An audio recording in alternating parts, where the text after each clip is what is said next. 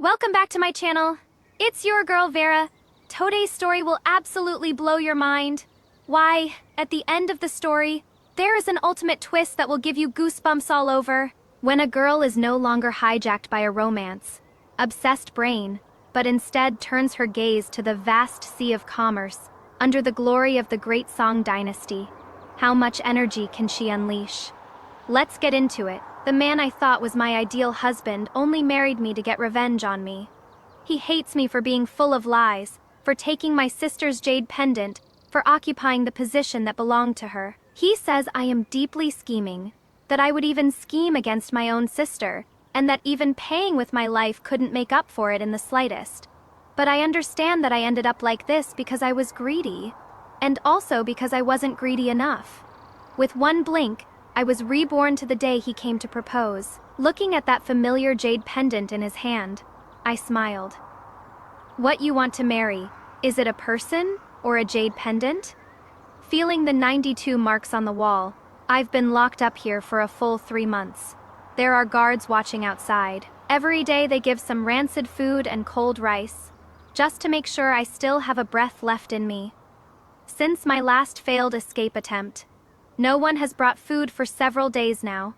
Being thirsty and hungry has already become normal. I am almost numb to this suffering. It is very quiet outside the door. The guards on watch have all withdrawn. Well, with how weak I am now, I suppose there is no need to worry about me being able to escape. My 2 little maidservants helped me escape a few days ago. After being discovered, they were severely punished and are now barely breathing. Even if I were still the well, fed and finely dressed young lady of the past, it would be hard to save them. The night before, Torn opened her round eyes wide, gripping my hand, and departed silently without a sound. That girl Singrin has a stubborn temperament, gritting her teeth and holding on until now. At first, she could still curse loudly, but by now she is also weak and feeble. Even her scolding voice has grown softer. I know I won't last much longer either. When Qi Guanjing first locked people here, it was nothing more than worry that the matter would be exposed, keeping a backup plan for himself. But I suppose by now his position must be quite secure, so naturally there is no use keeping us around anymore. I curl up my withered body, snowflakes drifting in through the broken window, falling onto the strands of hair by my cheek, and my breath is no longer enough to melt them. Snow is falling. Another winter has come. Looking back, the tragedy of this life began from that winter. I hate him, but I hate that foolish decision even more. Slowly closing my dry eyes, consciousness gradually sinks into darkness. So warm, these days have finally come to an end. Before falling completely into slumber, a desperate crying voice faintly echoes in my ears. Miss, when I open my eyes again, I am actually standing in a plum grove, white snow reflecting red plums. The scenery quite beautiful. I slowly extend my hand to catch a snowflake, watching it melt into a drop of water in my palm. This is the back garden of the Yi estate. I wouldn't be mistaken. If I didn't know that the Yi manor had already been reduced to ashes in a great fire years ago, I would almost think this was real weight. I examined my hands. The skin was fair and delicate, the fingers slender as jade. I was draped in a white fox fur cloak, wearing a dress of flowing brocade, my feet in soft lambskin boots. The hand warmer in my sleeves continuously emitted cozy warmth. My face buried in the fluffy fur collar. My whole body warm. How could this be? I took a step forward, the thick snow crunching under my feet. No, a dream couldn't be this real. I turned and ran toward the small courtyard, startling the maids behind me. My heartbeat quickened with my footsteps, beating wildly in my chest. Breathlessly pushing open the door, I walked to the vanity in a few steps. The bronze mirror reflected a shocked face. This is... Trembling, I reached out and pinched my own cheek. It hurts. It hurt so much that tears immediately welled up. I am still alive? Before I could process this, Torin joyfully ran in. Miss Young Master Qi has come to propose. The master is calling for you to come to the front. Miss, propose. Me heart was beating wildly. What year is it now? Tauren looked at me puzzled. It is the 27th year of Huayuan. Miss, why are you crying from the cold? The 27th year of Huayuan. I've actually returned to the year when the marriage agreement with Qi Guanjing was made. I collected myself. You are saying Qi Guanjing is here. Tauren didn't understand why, but replied happily. Yes, miss, young Master Qi has already come to the manor to propose marriage. I clenched my fists, thick hatred surging up in my heart. Propose marriage. Perfect! Qi Guanjing, I'll give you right back a heaven-sent match. Where is Kongqing? Miss, didn't you tell him to go feed the horses earlier? Tell him to stop feeding the horses and come over quickly? I have something to instruct him. Qi Guanjing was the second young master of the Earl of Changping's household, while my father was just a merchant. In terms of reputation, the two seemed mismatched, but father was the wealthiest merchant in the 13 cities of Fengzhou, trading goods between north and south, with Yi Family Trading Company spread throughout the land, and Yi Langren was his most beloved precious daughter, while the Earl of Changping title had been passed down through generations. By this generation, the Earl of Changping had only an empty title left, with the eldest brother as heir apparent surpassing him in every way.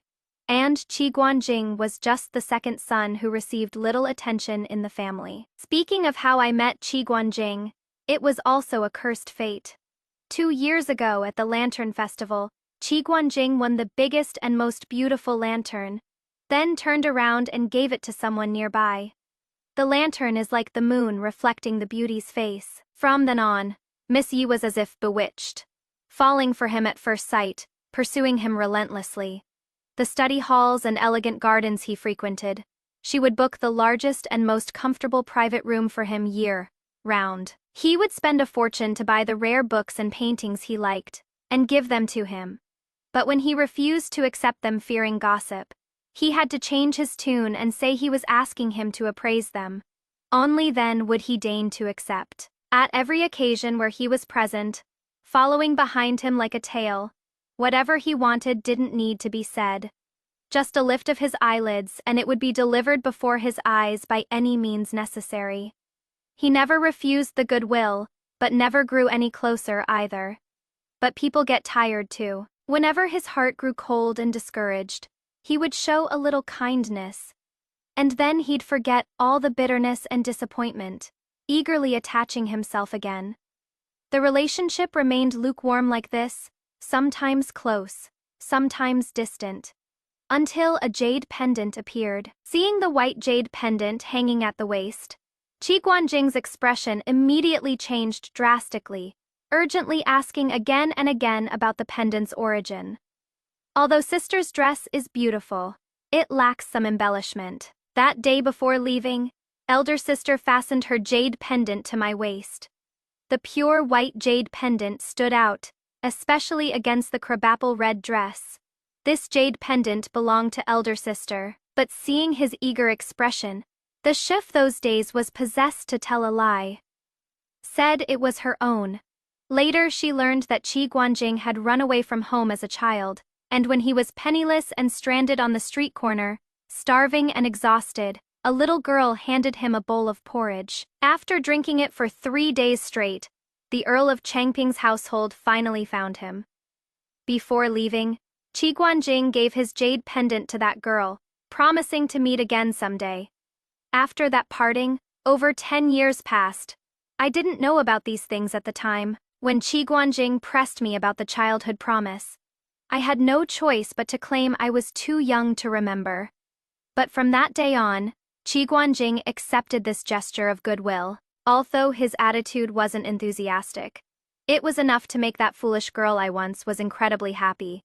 Back then, I never imagined that lies are still lies, and would eventually be exposed.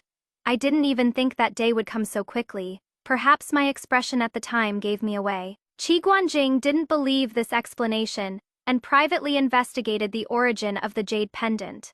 So without revealing anything, he strung me along while secretly acknowledging my sister and carrying on a secret relationship with her. One wrong step leads to more wrong steps. By falsely assuming my sister's identity, I invited the many disasters that followed. The seeds of this misplaced life were sown then and there. What the Yi family owes him, he'll return today. But what he owes the Yi family, he must also pay back to me. Every bit of it. When I saw Qi Guanjing again, my steps faltered slightly. That handsome face of his looked much younger than I remembered, but the coldness hidden in his eyes when he looked at me made my nerves tense up instantly. Qi Guanjing glanced at Kongqing behind me, then looked at me with slight displeasure. He understood what he meant. Kongqing was a guard in our household, also an orphan, picked up and raised with us since childhood. Whenever I went out, Kongqing would accompany and protect me. He had practiced martial arts since youth and was quite skilled, and he was also tall and handsome, a head taller than Qi Guanjing. In my past life, with just one look from Qi Guanjing, I sent Kongqing off to feed the horses, but in the end, only Kongqing was left trying to rescue us. Until he was surrounded and tragically sacrificed himself, he never once thought of giving up. His martial arts skills were so good, he could have clearly escaped on his own. My nails dug fiercely into my palm. It is not time yet. I sat down by myself, not giving Qi Guanjing a single glance. Although Qi Guanjing was the second young master of the Earl of Changping's family, his father didn't like him. He said Qi Guanjing might not be a good man. Father, who had spent many years navigating the business world, had long seen through Qi Guanjing's hypocrisy and callousness, unable to watch his precious daughter jump into that trap. But his precious daughter wove herself a sweet dream and stepped into it with her eyes closed. Thinking of the Yi family's ultimate fate, me heart turned as cold and hard as the ornamental rocks in the garden. In the past, I would hover around Qi Guanjing the moment I appeared, but now I not only ignored him, I didn't even glance at him. Qi Guanjing had intended to wait for this side to approach first, then bring up the marriage proposal naturally. But, unexpectedly, I just focused on drinking tea without speaking for a long time, to the point that even father noticed something was off. Ranner, why don't you greet people when you see them? I perfunctorily performed a courtesy. Greetings, young Master Qi. Qi Guanjing was stunned, seeing that I was truly brushing him off. His expression inevitably showed some annoyance. But in front of father, he could only try to smooth things over with kind words. Lang Ran, how come after just a few days of not seeing each other, you are treating me so distantly? Do you know what I've come here for today? The marriage arrangement. He wants me to bring it up first. I sneered inwardly. He even wants the woman to be the one to mention the marriage proposal, unwilling to be at any disadvantage. What a pity that I used to be blind enough not to see through this. I shook my head with an innocent expression. I don't know. Qi Guanjing's expression showed some displeasure. You and I exchanged tokens a few days ago and agreed that I would come to propose marriage today. Lang Ran, don't be willful and mess around. I picked up my teacup and unhurriedly took a sip of tea. After hearing a noise from outside the door, I finally said, what marriage proposal? What token? I don't remember any of that. My going back on my word made Qi Guanjing furrow his brows slightly, and his voice grew louder involuntarily. That jade pendant is our love token. Lang Ran, have you forgotten? The sound of shattering porcelain came from outside the door, followed by a maid's cry of alarm. Miss? I watched Qi Guanjing's complexion change slightly, and the corners of my mouth curved up in a tiny arc. The person I was waiting for has arrived. Ye Xiaoyan, that good sister of mine who is as gentle as a chrysanthemum. Ye Xiaoyan walked in with a pale face. She looked up and met Qi Guanjing's eyes for a moment, then both of them quickly looked away. Father spoke up. What is with all this recklessness? Ye Xiaoyan gracefully bowed and replied with lowered head. I heard that distinguished guests had arrived, so I brewed a few cups of ginseng tea, thinking to bring them to father, but unexpectedly, I couldn't hold them steady, and that is why. Are you hurt? Ye Xiaoyan shook her head. I am not. With outsiders present, father couldn't say much. As long as you are not hurt, I know you are filial. But let the servants handle this kind of thing from now on. Go back for now. Wait, I spoke up to stop her. Sister, since you are already here, don't leave. Wouldn't it be a pity to miss this joyous occasion? Xian looked timid, appearing torn and conflicted. Qi Guanjing spoke up. Langgran, stop making trouble. Marriage is a serious matter and cannot be treated as a joke. Precisely because it is a serious matter, I want everyone present. I smiled and said, Young Master Qi says the love token between you and I is a jade pendant. I'd like to ask, are you marrying a person, or are you marrying a piece of jade? What, marrying a jade pendant? Absurd. I looked at my sister, who kept her head down in silence. Then at Qi Guanjing, whose face showed displeasure. If you are marrying a person, then naturally the jade pendant has nothing to do with it. But if you are marrying the jade pendant, then I am afraid the object of this marriage proposal needs to be changed. I smiled and looked toward Yi Xian. Don't you think so, sister? As soon as the words fell, everyone was utterly shocked. Langgran, what do you mean by this? I took out that jade pendant. Ye Xian let out a cry of surprise. My jade pendant. As if only now realizing her loss of composure, Ye Xian looked toward Qi Guanjing, biting her lip without speaking. See, the owner of this jade pendant has come forward. I looked at Qi Guanjing. The jade pendant belongs to my sister. Young Master Qi. Who exactly do you admire? Qi Guanjing frowned and said, Ye Langgren, you claimed earlier that this jade pendant was yours. I have so many accessories, jade rings, jade ornaments, jade pendants, too many to count. Occasionally borrowing my sister's to wear and getting them mixed up is perfectly normal. How would I know there'd be someone in this world so frivolous as to arrange a marriage based solely on a jade pendant? I said innocently. In any case, the marriage contract hasn't been issued yet. Without clarifying whether you want to marry the jade pendant or a person, how could I dare agree so casually? I looked to the side. Sister, don't you agree? Ye Xian lifted her head, her beautiful eyes brimming with tears, wanting to speak but holding back, yet stubbornly refusing to open her mouth. Qi Guanjing couldn't help but lock eyes with her, their gazes intertwined, silence speaking louder than words. Seeing the state of those two, father's expression darkened. What exactly is going on here? With no other choice, Qi Guanjing had to explain the origins of this jade pendant in front of everyone. So you are saying you want to marry the owner of this jade pendant? Qi Guanjing's gaze shifted between me and Yi Xian for a moment, ultimately settling on her. Precisely. Father furrowed his brows. But Ranner, Qi Guanjing was quite confident, raising his head and saying, Langran has followed me for so long. She has deep feelings for me too.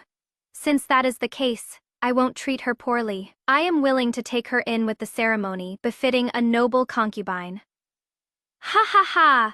I laughed so hard tears were about to come out. Clearly he had been carrying on with Yi Xian all along.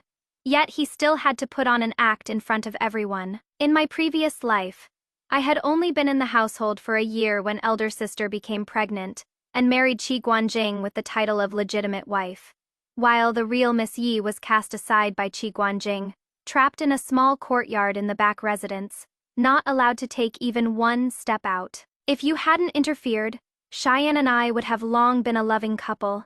How could we have wasted all these years for nothing? With such a vicious heart, how can you be the household's mistress? Letting you be a concubine is already Cheyenne being merciful? What a noble concubine, young Master Qi. What a big face you have. Even if your family doesn't have a mirror, you must have a water basin, right? If you had just looked at yourself before going out, you wouldn't say such things. You want me to be a concubine. First, see if you are worthy. Your aspirations reach the heavens, but your fate is thinner than paper, and you still want the blessing of having multiple wives. Go have your pipe dream. Qi Guanjing's handsome face turned red and white from my anger. How did you become so crude and rude? I speak human language to humans, and dog language to dogs. You actually called me a dog. Then I apologized to dogs. All of you shut up. Seeing father get angry, I promptly shut my mouth. A perfectly good marriage proposal turned into this mess. Father was extremely displeased. Second young master, Chimi Yi family's daughters are not merchandise for you to pick and choose from. Before Qi Guanjing could speak, Ye Xiaoyu took the lead.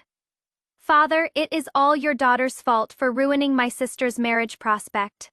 As she spoke, she turned her head, about to kneel down before me. Sister, I know you've spent much time with young Master Qi and naturally have deep feelings for each other. Rest assured, after you marry young Master Qi, Yi will shave my head and become a nun, so I won't make things difficult for you two. As she spoke, 2 lines of clear tears slowly fell down. Yi Sheiyu's fair and delicate face, she hung her head crying, revealing a section of her white slender neck, looking so fragile and pitiful. I was happy to watch her act, but how could Qi Guanjing bear to see his beloved cry? He immediately pulled Ye Xiaoyu up and tenderly embraced her. Yanner, how could this be your fault? Qi Guanjing turned to look at me, his eyes full of accusation. If it weren't for Langren acting on her own, what did I decide on my own? I slammed the table and stood up. Am I the one stopping you two from being together? Am I the one who came to propose marriage with just a jade pendant? Am I the one who secretly exchanged tokens with a man before being betrothed? Qi Guanjing was left speechless by my barrage of questions, and could only stammer. We have no illicit affair. I looked them over. Yes, even though we're a single man and woman hugging tightly together in broad daylight in public, there is nothing going on between us. Only then did Qi Guanjing realize they were still holding each other, and immediately pushed Ye Xiaoyan out of his arms. Seeing my mocking expression, Qi Guanjing blurted out. What about you? You follow me around all day, frivolous and reckless. Where is even a bit of proper young lady behavior? Although I'd long known Qi Guanjing looked down on the Yi family, this was the first time hearing him say it so bluntly. Qi Guanjing also felt he'd misspoken, his expression immediately showing some regret. But I wasn't falling for that act. I am young, and my eyes aren't good, can't tell people from dogs. Enough. Father put an end to this farce. The wedding invitation ultimately went to Yi Xiaoyan. I turned and left, the two behind me holding hands and gazing at each other, looking truly deeply in love. I gripped the warm yellow jade disc in my hand. This was what mother left for me. Ye Xiaoyan, you've given your good marriage back to you. What you owe the Yi family. It is time to pay it back. The wedding was set for 2 months later. Ye Xiaoyan happily prepared for her marriage. I was punished by father and confined to the house for being willful and reckless. With how things turned out on the day of the marriage proposal, how could it be hidden from shrewd father? Although he couldn't bear to punish me severely, I also knew this matter was indeed out of line. So I obediently stayed home. The night before the wedding, Ye Xiaoyan came to find me, about to marry into the Changping Earl's manor, wed her beloved, and finally hold her head high. Ye Xiaoyan shed her usual timid demeanor, and draped in silks and dripping with jewels, stepped into my small courtyard. Dear sister, tomorrow, I will marry young Master Qi and become Madam Qi. Congratulations. I reclined on the soft couch reading, not even lifting my head. Sister, did you see the betrothal gifts carried over by the Changping Earl's manor? A full 101 loads. The auspicious meaning of being 1 in 100. Congratulations. She touched the golden hairpin by her temple, and said with a light laugh, Sister, you are young and impetuous. I won't hold those past matters between you and Guanjing against you, so don't dwell on them anymore either. Already forgotten. I know you resent me in your heart for stealing away your marriage match, but fate was decided long ago. Even if I wanted to give it to you, heaven wouldn't allow it. Whoever wants that trash can have it. I turned a page and continued reading my book. Ye Xiaoyan fell silent for a moment, then finally became irritated. She rushed forward, snatched the book from my hands and flung it aside, glaring at me hatefully. If you have something to say, say it. Why are you throwing my book? I hooked my finger at Tauren, and she immediately picked up the book and brought it to my hands. Something set Yishayan off. And she became even more agitated, venting at me unprompted. Yelangren, do you know what I hate most about you? What I hate most is that superior attitude of yours, as if everything under the sun should be presented to you on a silver platter. She was truly furious, her delicate features twisted beyond recognition. It has been like this since we were little. The best jewelry was yours. The prettiest dresses were yours. The newest trinkets were also yours. Anything good was yours. And what about me? Father never thought of me. I am clearly the older sister. So why did I have to trail behind you, picking up your hand? Me, Downs. After venting her anger, she stared at me, then started laughing again. But so what? The person you like is now my husband. You still didn't win against me. You lost. She raised her head high and turned to leave. I went back to reading my book. What a little fool. She knows nothing. The next day, I brought Kongqing and Tauren to my family's restaurant and ordered a table full of the finest food and wine. The festive sound of gongs and drums came from a distant street corner. Sitting in the largest private room on the second floor, I had a perfect view of the wedding procession. The groom rode a tall horse at the very front of the procession. In this life, Qi Guanjing, who married the woman of his heart without going against his own wishes, wore a face full of smug satisfaction. The bride sat in a palanquin carried by 8 bearers, followed by a procession of red bridal gifts that seemed to stretch on endlessly. In her previous life, when Qi Guanjing married Yi Shayan, the real Yi Langren was punished to kneel in the ancestral hall. She didn't get to see any of that grand scene at all, only able to hear the lively firecrackers and gongs and drums from the front courtyard. Back then, her heart felt like it was being cut by knives. But right now, I am completely calm. The Yi family's richest man sure puts on a big show when marrying off his daughter. That second Miss Yi chases after young Master Qi every day. Today she finally got what she wished for, I suppose. You don't know the whole story. Young Master Qi married the eldest miss. He didn't end up with the second miss. There is such a thing. You guys don't know the inside story. I heard that originally, the Qi family planned to propose to the second miss. But old Madam Qi had someone read their birth charts and said this second miss's fate is too strong, and she is of the fire element, showing signs of bringing misfortune to her husband. I also heard that the second miss has poor character, like a shrew. Young Master Qi was pestered by her to the point he had no choice. Otherwise, why would they switch people? When taking a wife, you want someone virtuous and gentle. Who'd want to marry a harridan? The guests in the neighboring private room were talking very loudly without any attempt to conceal their voices. Listening to them made me roll my eyes. Previously always seen together as a pair. Yet the bride who ended up being married changed. This was bound to cause gossip. To keep themselves clean, all the dirty water could only be splashed on this side. It is obvious who is behind this. Master Shuld, I go handle this? How do you want to handle it? Kongqing said seriously. I can throw them out. And then cement my reputation as a harridan? But master, they're talking about you like this. Is this the first time people have talked about me? If I took everything to heart, how could I go on living? Tauren poured tea for me. Miss, you've changed so much lately. Changed for the better or worse? I can't really say. I just feel that Miss isn't happy. You've been smiling so much less lately. Tauren looked at me, her round eyes full of concern. Miss, do you still like young Master Qi? I laughed in spite of myself. You don't understand. Your miss here is just relieved. Dodging this marriage, I should be burning incense in gratitude. Tauren really didn't understand what I meant. She just saw me laugh and laughed along with me. All right, wherever Miss wants to burn incense, this servant will prepare ahead of time. In my previous life, the Qi household mistreated us. The old madam disliked me. Yet Yi Langren pinned all her hopes on Qi Guanjing. Unable to protect the servants, They suffered plenty alongside me. I smiled and reached out, pinching her round, chubby little cheeks.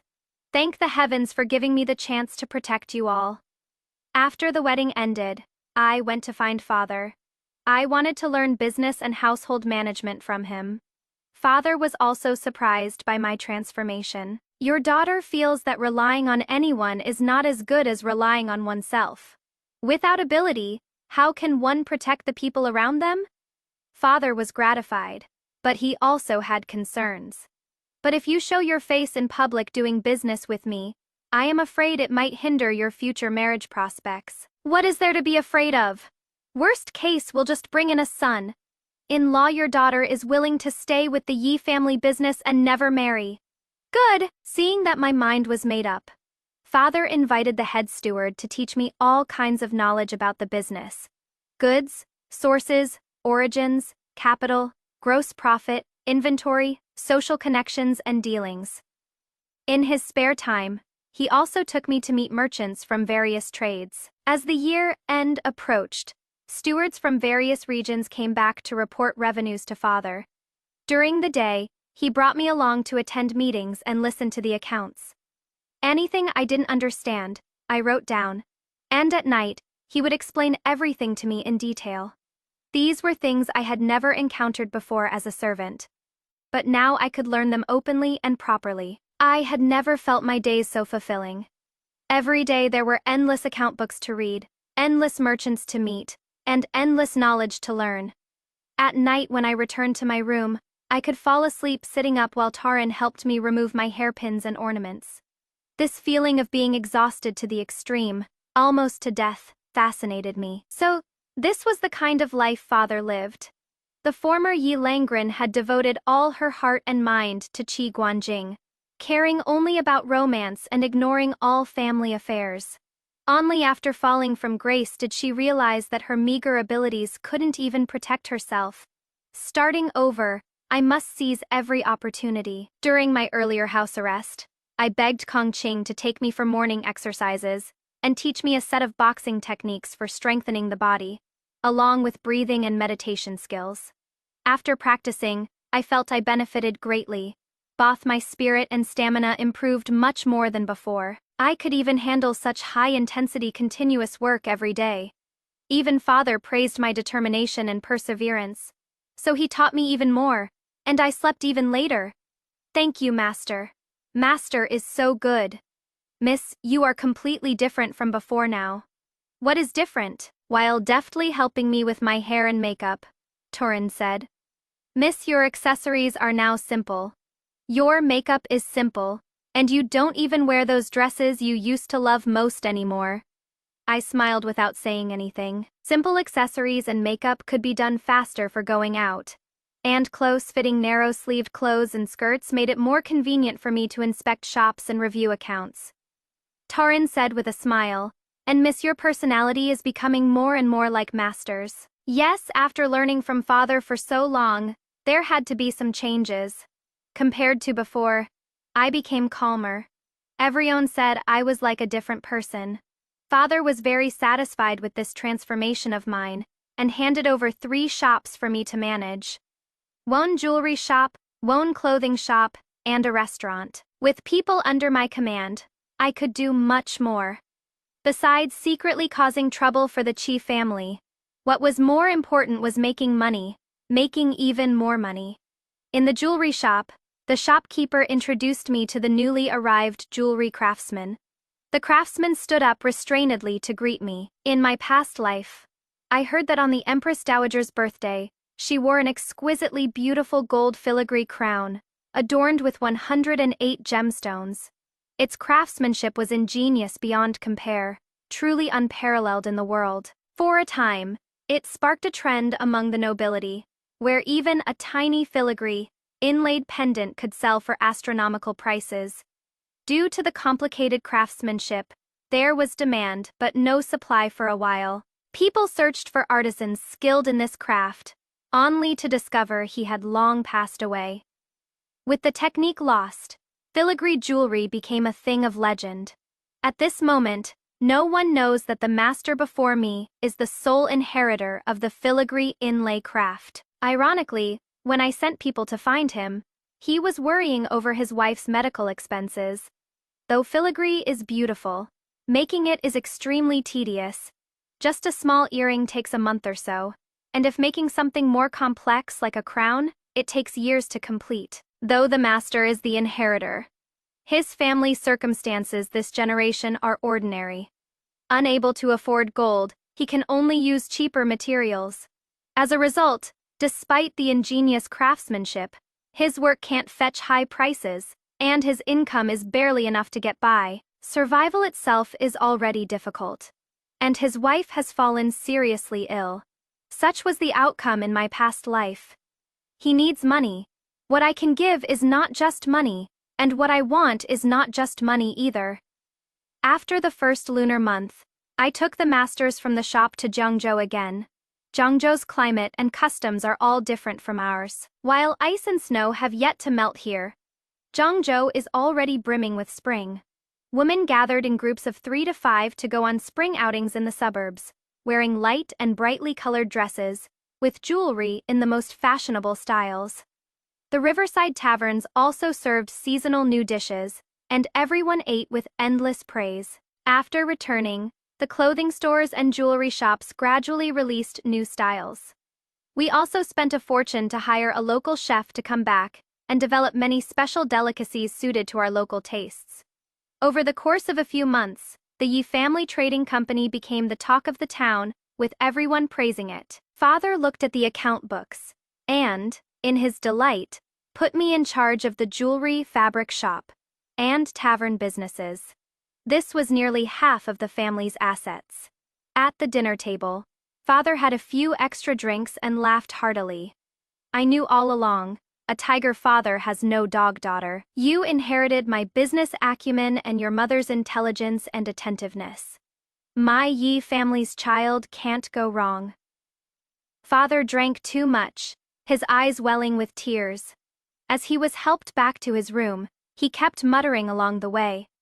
If only your mother hadn't died so early. If she were alive now, how happy she would be. I accompanied him all the way to the doorway, watching Father lie down properly before I felt at ease and went back. In my past life, making such a mess over a scumbag. I don't know how heartbroken the old master must have been.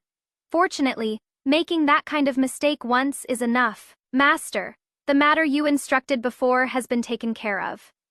Kong Qing handed over the account book, and I carefully flipped through it. Well done. What reward do you want? Kong Qing asks for no reward, only to stay by Master's side to protect Master. The loyal young man lowered his head and knelt on one knee.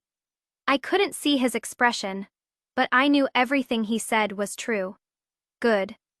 Not many days later, Qi Guanjing came looking for me. Just after seeing off the fabric shop owner at the restaurant, he turned around and saw him. I walked straight back to the private room, but he followed in behind me, opening his mouth with an interrogation. Who is that man? I picked at my ear. Where is that noise coming from? You! Qi Guanjing's brows furrowed tightly, his face full of heartache. Lang ran. In broad daylight, a lone man and woman alone in a room. How can you be so immodest now? Having left me, you've debased yourself like this. I rolled my eyes so hard they nearly reached the sky. Stop flattering yourself. What status do you have to meddle in my affairs? Are you here to ask me for status? Back then when I said I'd bring you into the household with the rights of an honored concubine, you personally refused with your own mouth. Qi Guanjing's expression was inscrutable, yet vaguely carried a hint of smugness. Since you now know your mistake, my promise from that day still stands. Seems like not only do you have no wash basin at home, you can't understand human speech either. I shook my head and sighed. I heard before that fishermen could catch lobsters from the sea 2 or 3 feet long, also called dragon shrimp. I regretted never having seen one. Seeing you today, I finally understand what deaf and blind means. Though he didn't know what a lobster was, he understood I was cursing him, and immediately became quite angry. How did you become so vulgar?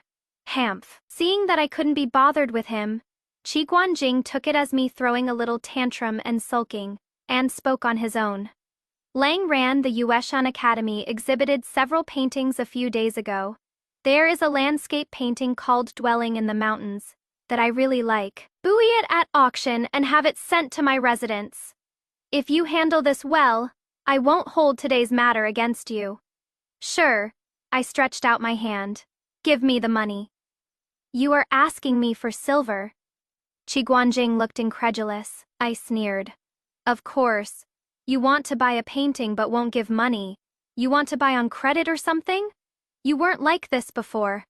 Qi Guanjing said with pained regret. Lang Ran, when did you become so mercenary? Mercenary? Now that you mention it, I just remembered. Those famous paintings I sent you to appreciate before were all bought with my family's silver. When are you returning those paintings? Those paintings were clearly gifts from you to me. I laughed. But you said you didn't want them. Those paintings were sent for your appreciation, not given to you as gifts. His pretense of being high-minded while not wanting to be criticized actually became the perfect excuse for me to collect debts. What? Don't want to return them? Tao Ren, come open the door and let everyone see. This second young master of the Earl of Changping's residence, Qi Guanjing, borrows things and doesn't return them. You are simply impossible now. When had Qi Guanjing ever lost face like this? He flung his sleeve and left. If you don't return them, I'll come to your residence to collect the debt, I shouted from behind. And Qi Guanjing walked even faster. Run in your dreams. 2 days later, sure enough, the paintings and calligraphy weren't returned. So I personally picked 2 servants with loud voices and sharp tongues to go demand them back. The Earl of Changping's manor shut its doors and refused to see anyone. So the servants sat at the entrance and loudly proclaimed the matter to passers-by. After the first telling, a large circle of people had gathered outside the manor gate. After the second telling, the crowd watching the spectacle was packed so tight, not even water could pass through. Before the third telling was even finished, the Qi family couldn't sit still any longer. The main gate opened a palm's width, and the steward hurriedly handed out the paintings and calligraphy, returning them all. The 2 servants carried the paintings and calligraphy all the way back, spreading word of today's events as they walked. And in just one day, the entire city of Feng knew about it. Qi Guanjing had never lost such face before, and didn't dare leave home for over 10 days. I knew full well these 2 wouldn't let this go. So I ordered everyone to be on careful guard. Sure enough, just as I expected. One day, as I was talking with the jewelry shop manager in the back hall, I suddenly heard Yi Sha Yan's voice. I lifted the curtain to peek, and sure enough, it was her. It is just that Yi Sha Yan wore a veiled hat, concealing herself carefully. Anyon, who wasn't familiar with her, definitely wouldn't recognize her. I gave the manager a look, and he understood, going out to attend to the customer. Only after Yi Sha Yan left did he come back to report to me. That lady was just looking at the shop's newly released gold hairpins. Among Yi Sha Yan's dowry maids was someone I'd planted, so naturally, I knew how she'd been faring these past 6 months. The Marquis of Changping's household was poor at business management. A manor and a few shops were all they had. To maintain his reputation and prestige, the Marquis of Changping spent lavishly when entertaining others. The household had long been operating at a deficit, so they set their sights on the dowry in my hands. Or rather, Qi Guanjing approached the Yi family from the very beginning for the Yi family's wealth. Unfortunately, in her previous life, Miss Yi was a poor judge of character. Less than 2 months after entering the household, all her dowry, including the shops, were coaxed away by Qi Guanjing's sweet words and honeyed lies. The dowry filled their debts and became their private property. The profitable shops changed ownership, and the antiques and treasures she brought along all became his stepping stones to curry favor with high officials and nobles. During this time, I've been stealing business and sabotaging them both openly and covertly. The few profitable shops of the Marquis of Changping's household have started losing money one after another, and the household's debts are growing larger and larger. Now it is Yi Sha Yan who married in. She doesn't have any profitable shops in her hands, but her dowry consists mostly of gold and silver vessels that can be converted to cash.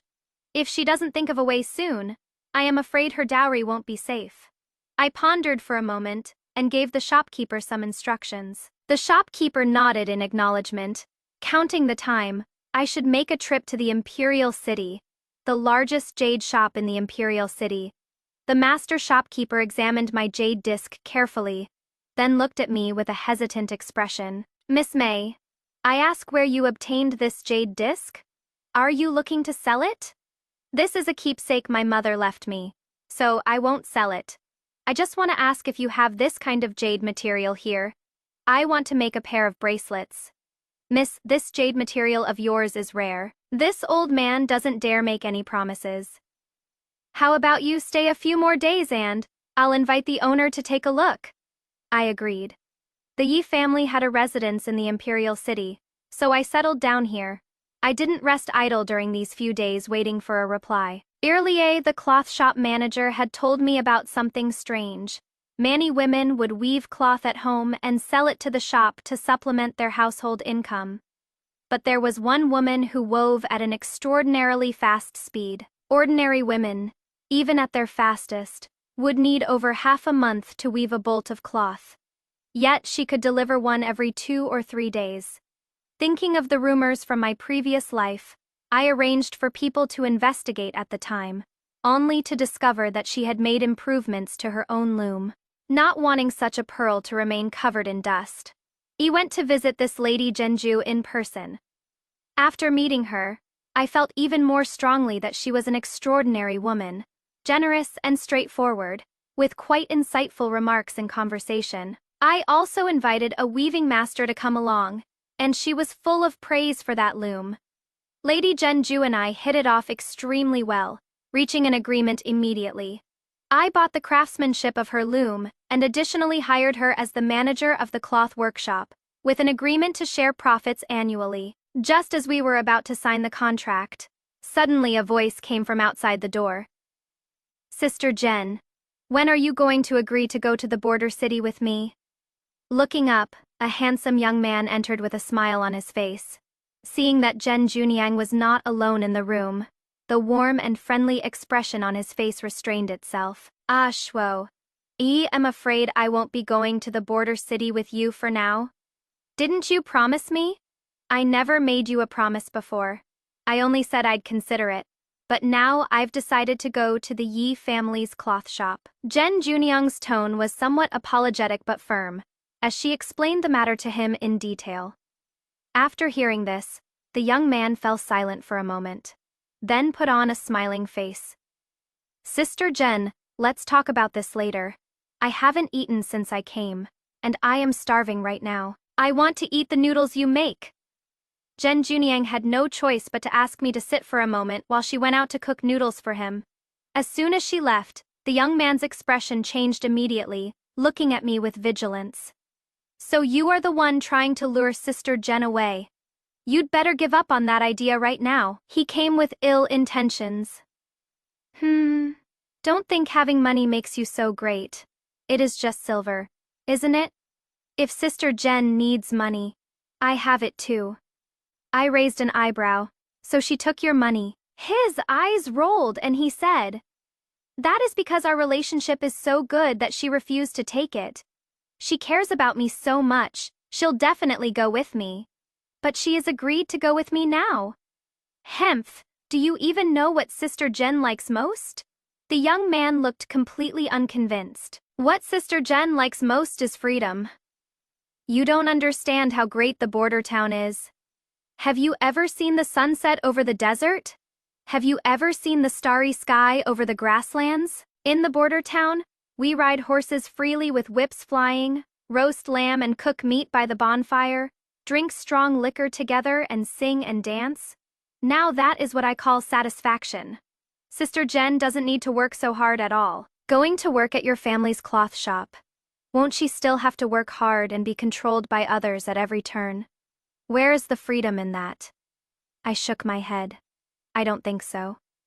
What you are talking about is just what you think freedom is.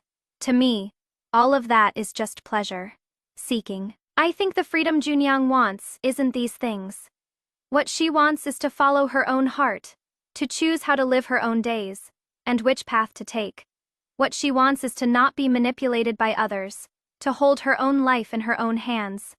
That is the freedom she wants. The young man was stunned at first. Junyang has her own ideals and ambitions.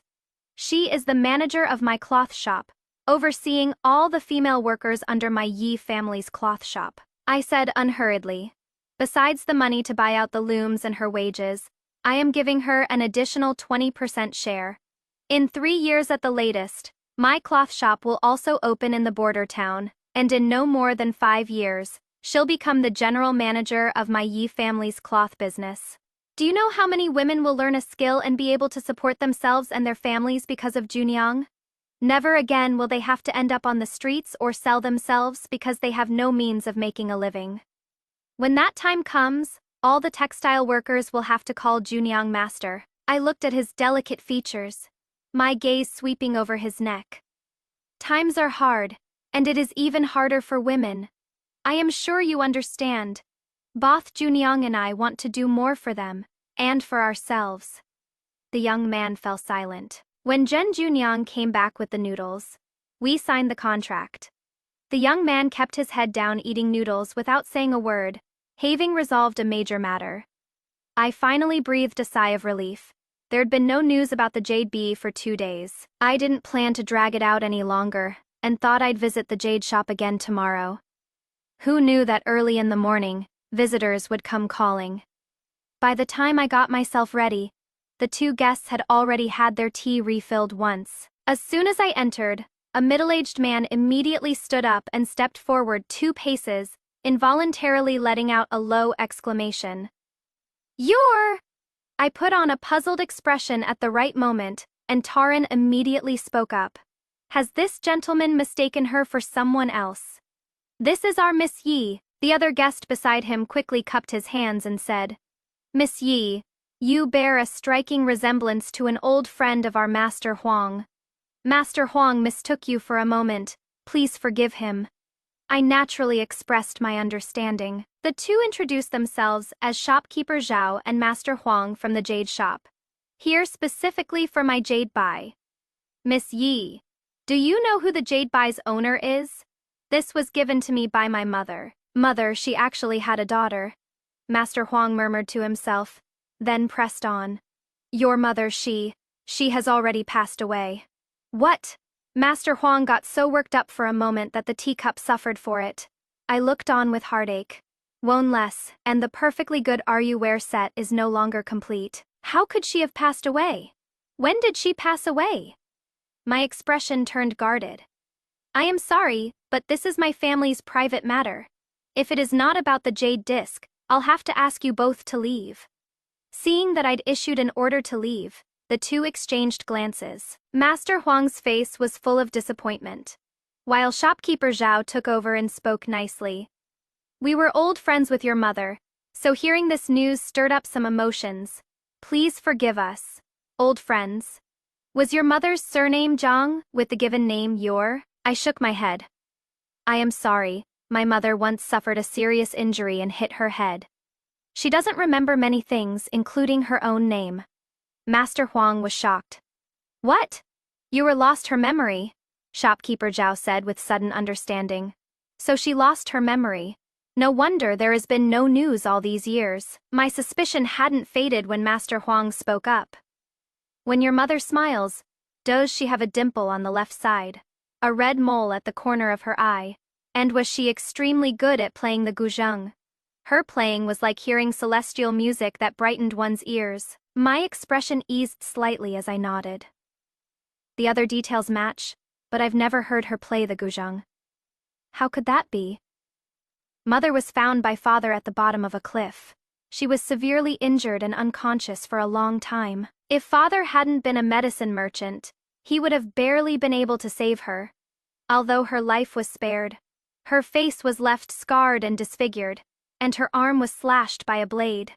The wound was so deep it damaged her meridians, leaving her fingers unable to exert strength. Yu's face was ruined? Seeing the remorseful expression on Master Huang's face, I continued. Mother recuperated at the Yi family for a long time, but no family or friends ever came looking for her. Mother herself remembered nothing and had nowhere to go, so she had no choice but to stay. Since you two are old acquaintances of my mother, do you know what happened back then? Why did my mother sustain such severe injuries? Upon hearing this, Master Huang collapsed into his chair, and shopkeeper Zhao's expression also turned complicated. The situation back then was very complicated. Your mother's family had long since passed away. After things settled down, we also searched for her, but we couldn't find her, we thought. The two of them didn't say much more to me, so I promptly put on a regretful expression. Then it seems fate was playing tricks on us. Could you tell me more about your mother? I spoke slowly, and Master Huang listened attentively, his expression filled with nostalgia. We hit it off immediately and chatted for a long time. Master Huang scrutinized my face carefully. I hear that Miss Yi's family is in business. Are you planning to settle in the Imperial City this time? Just here to do some business. I'll be heading back in a couple of days. Why don't you stay a few more days? Your mother and I were old friends after all, and we could show you around, fulfill our duties as hosts. I shook my head and politely declined. It is not that I don't want to stay longer, but next month is my 20th birthday, and father instructed me to return home early. 20 years old? You are saying your birthday is in the 7th month? Yes, what about it? Master Huang suddenly became emotionally agitated. The 7th month. It is the 7th month. Shopkeeper Zhao hastily said. Master, let's think this through carefully. I could only pretend not to understand their cryptic exchange. After some more pleasantries, I saw the two of them out. Master Huang's expression remained dazed. Watching their carriage disappear at the end of the alley, I summoned Kong Qing. Help me investigate someone. 3 days later, an imperial edict arrived, summoning me to the palace for an audience with the emperor. Everyone was extremely anxious, not knowing what had happened. I told them not to worry and boarded the carriage alone. Master Huang had become the emperor dressed in dragon robes. I knelt before the hall, yet my heart was very calm. It seems you've already guessed something? This commoner girl took the liberty of investigating Jiang Yer. The emperor nodded approvingly. Good, clever, and courageous, just like Yer. The emperor commanded me to open the scroll on the table. A portrait of a beauty in palace dress gradually unfolded before my eyes. It was Mother. The emperor told me a story 21 years ago, when he was still a prince. He married his childhood sweetheart Zhang Yor as his secondary consort, and the two were deeply in love. One day, the two had agreed to go up the mountain together to pray for blessings, but due to some last-minute matter, they couldn't make it. Only the secondary consort went alone, and she didn't return even when it got dark. The emperor urgently sent people to search, but they only found the bodies of maids and guards on the mountain path, a broken carriage, and one of the secondary consort's embroidered shoes by the cliff edge. The emperor wasn't yet the crown prince back then, but he had already been drawn into the struggle for the throne. This attack that was originally targeting him ended up being blocked by his beloved. He also searched for a long time afterward, but could never find any trace of his beloved. As the struggle for the throne grew increasingly fierce, he could no longer stay out of it. Carrying the rage of losing his beloved, he joined this battle. The realm was also in turmoil during those years, but fortunately, he won. He finally had the power to make those behind the scenes pay the price, but he had also lost his beloved forever. When he confided in me, his eyes held nostalgia, pain, and a trace of barely noticeable guilt. But I didn't know that Yer was carrying you at the time. The emperor looked at me. This jade was what I gave to Yer when we got married. Lang Ran, you are my daughter. I know. In my previous life, the one who obtained all this was Yi Sha Yan. The foolish Yi Lang Ran of the past had exchanged the jade left by her mother to her, but she casually tossed it to a pawn shop. After changing hands several times, the jade actually ended up in the imperial city. The emperor had been searching for his beloved's whereabouts for years, and through a series of coincidences, he found his way to her at that time. I was trapped in the inner quarters. Even though I had finally married Shi Guanjing as I wished, I struggled bitterly under his indifference and the cold treatment from the Bo Manor. Everyone kept it hidden. Ye Xiaoyan falsely assumed the identity and became the princess. And the princess didn't want to share her husband with anyone else. So Qi Guanjing divorced Yi Lang Ran. Ye Xiaoyan saw that portrait of the palace consort who looked 80% similar to Yi Lang Ran. So naturally she wouldn't let her leave either, confined in the manor under unclear circumstances, not allowed to step out of the courtyard gate at will. Through the fragmented gossip of the servants, I learned how Qi Guanjing and Ye Xiaoyan, relying on the princess's identity, climbed their way up to high positions step by step. They swapped the jade pendants. Ye Lang Ran never managed to exchange for her love from beginning to end. But Yi Xiaoyan truly did swap away the imperial daughter's identity, destroying everything that was originally cherished. Different from my previous life, the emperor actually wanted to grant me the title of princess and acknowledge me. I politely declined. First, having lived among commoners for many years, and the details involving the power struggle between princes back then, I feared the people would gossip about the emperor again, needlessly stirring up trouble. In the previous life, Ye Xiaoyan was only granted the title of princess consort, likely also due to this consideration. Second, if I heard that my birth father was the emperor, and immediately abandoned the adoptive father who raised me for years, only caring about the birthgrace from the imperial family, and ignoring the nurturing affection, people would curse me as a social climber. Third is my own wish. I like doing business and don't want to be trapped inside the palace. During this time following father in business, I've increasingly found life interesting and full of excitement everywhere. If I had to stay in the palace from now on and obediently be a princess, what difference would that be from my previous life? It'd just be switching to a bigger, prettier cage. That is all having experienced freedom. How could I be willing to be imprisoned again?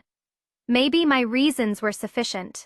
Or maybe it was this face that closely resembled mother's. In any case, the emperor didn't insist further. I was still conferred the title of Princess Chimin, but nominally as the emperor's goddaughter. The emperor bestowed upon me a mansion to serve as my princess residence, along with a token, allowing free entry and exit from the palace. The emperor originally wanted to grant me a nearby fertile fief, but I refused. Daughter is younger than elder brother, yet receiving a fief first is already improper. If father emperor gives me such a fine place, it may cause discussion in court. Why not have father emperor grant this place to your daughter instead? I pointed toward a certain location in the northwest. The emperor frowned in disapproval. How can this work? Not only is it remote and barren, it is also dry with little rain all year round. Is this a reward or a punishment for you? I am not going to live there anyway. So what does it matter if it is remote? It is precisely because the area is dry with little rain, and the people work hard all year only to harvest very little, that they are so poor. Your daughter likes that place and will always find ways to help the people live better. After I persuaded him in every way possible, His Majesty finally agreed. His Majesty also wanted to select a consort for me, but I refused again. Is it because of that Qi family boy? Yes, and also no. How so? Though romantic love is wonderful, it wears down one's ambition. I massaged His Majesty's shoulders. He really enjoyed these moments of familial warmth between father and child. Ever since your daughter took over the Yi Trading Company, I've traveled the world for business.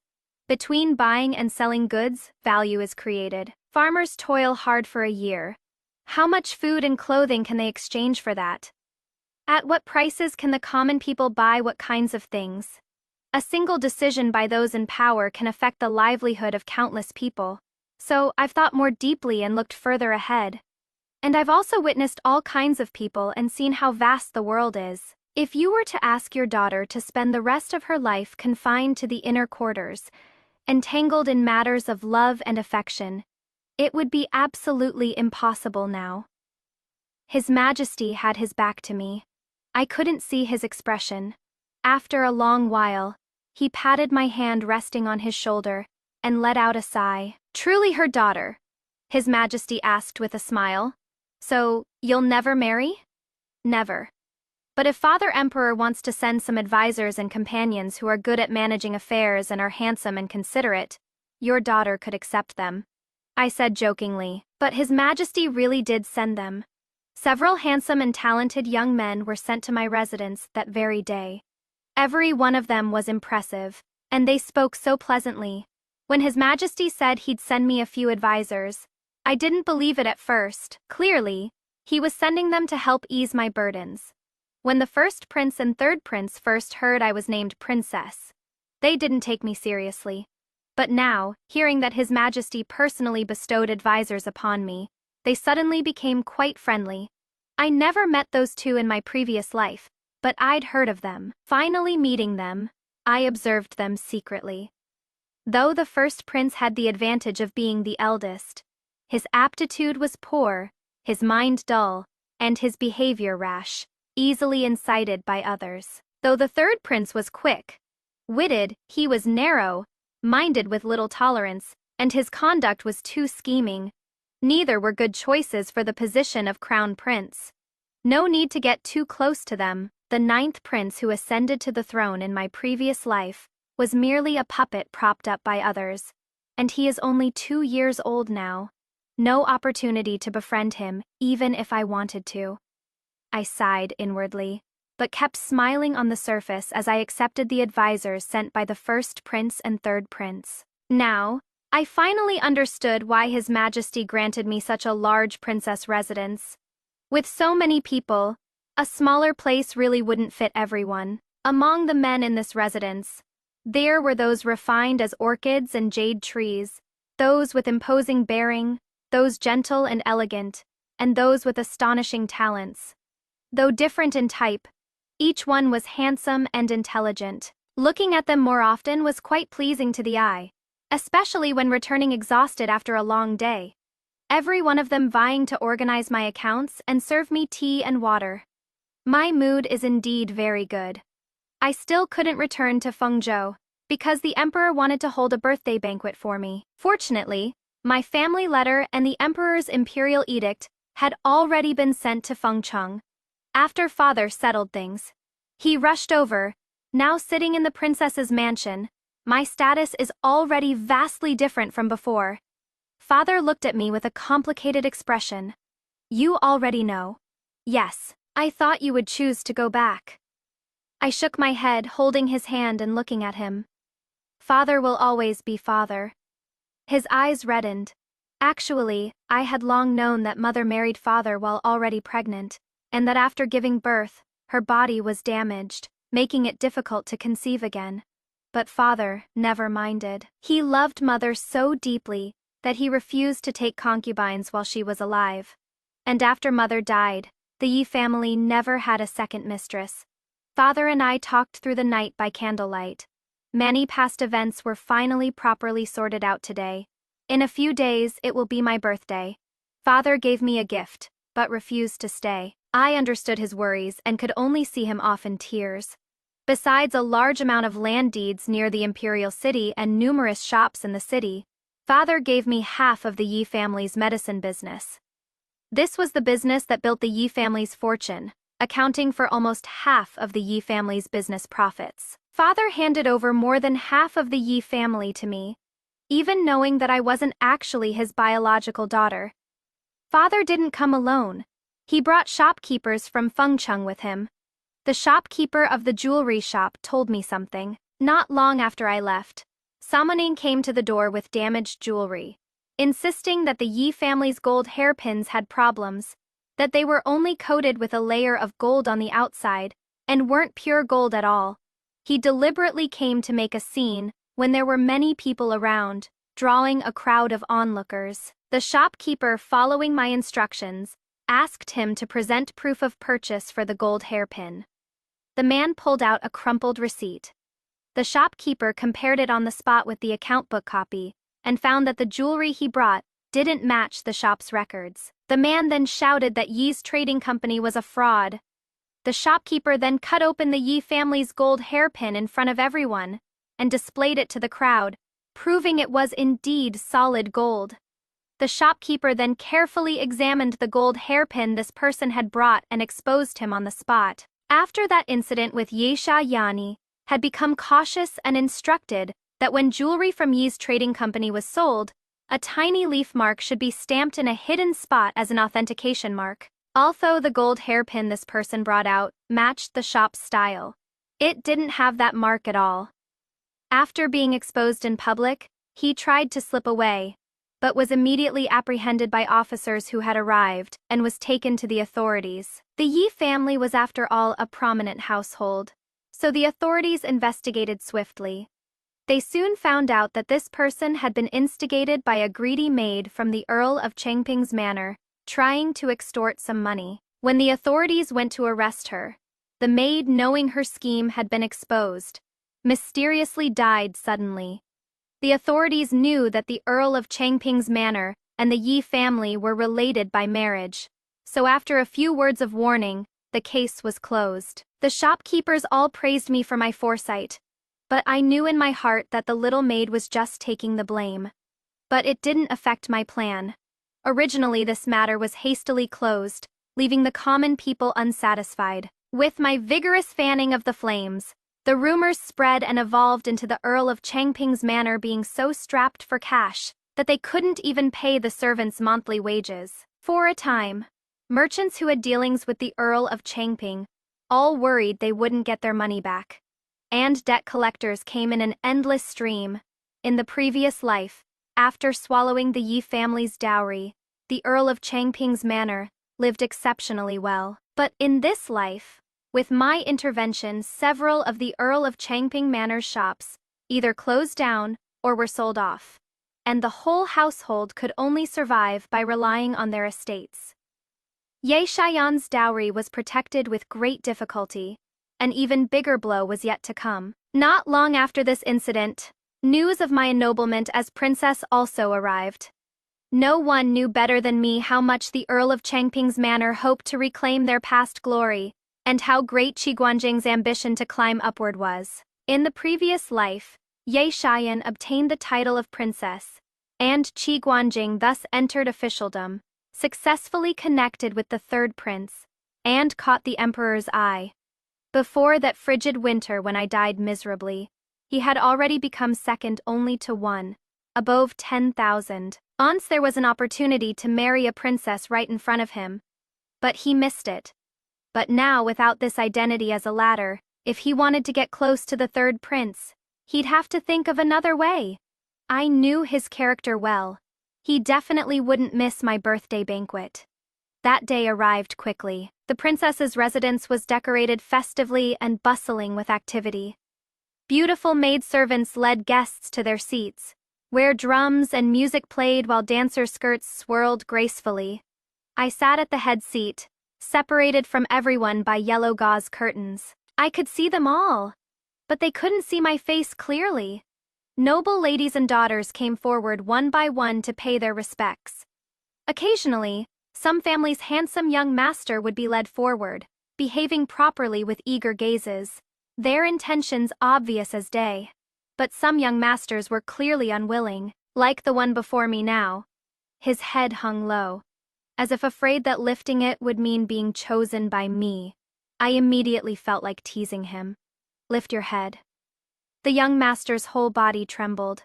After quite a while, he reluctantly raised his head, graceful and beautiful features, truly a fine-looking face. Combined with his expression of steadfast resistance, I seemed like some tyrant forcing myself on an innocent maiden. I chuckled softly. Teasing this kid was really amusing.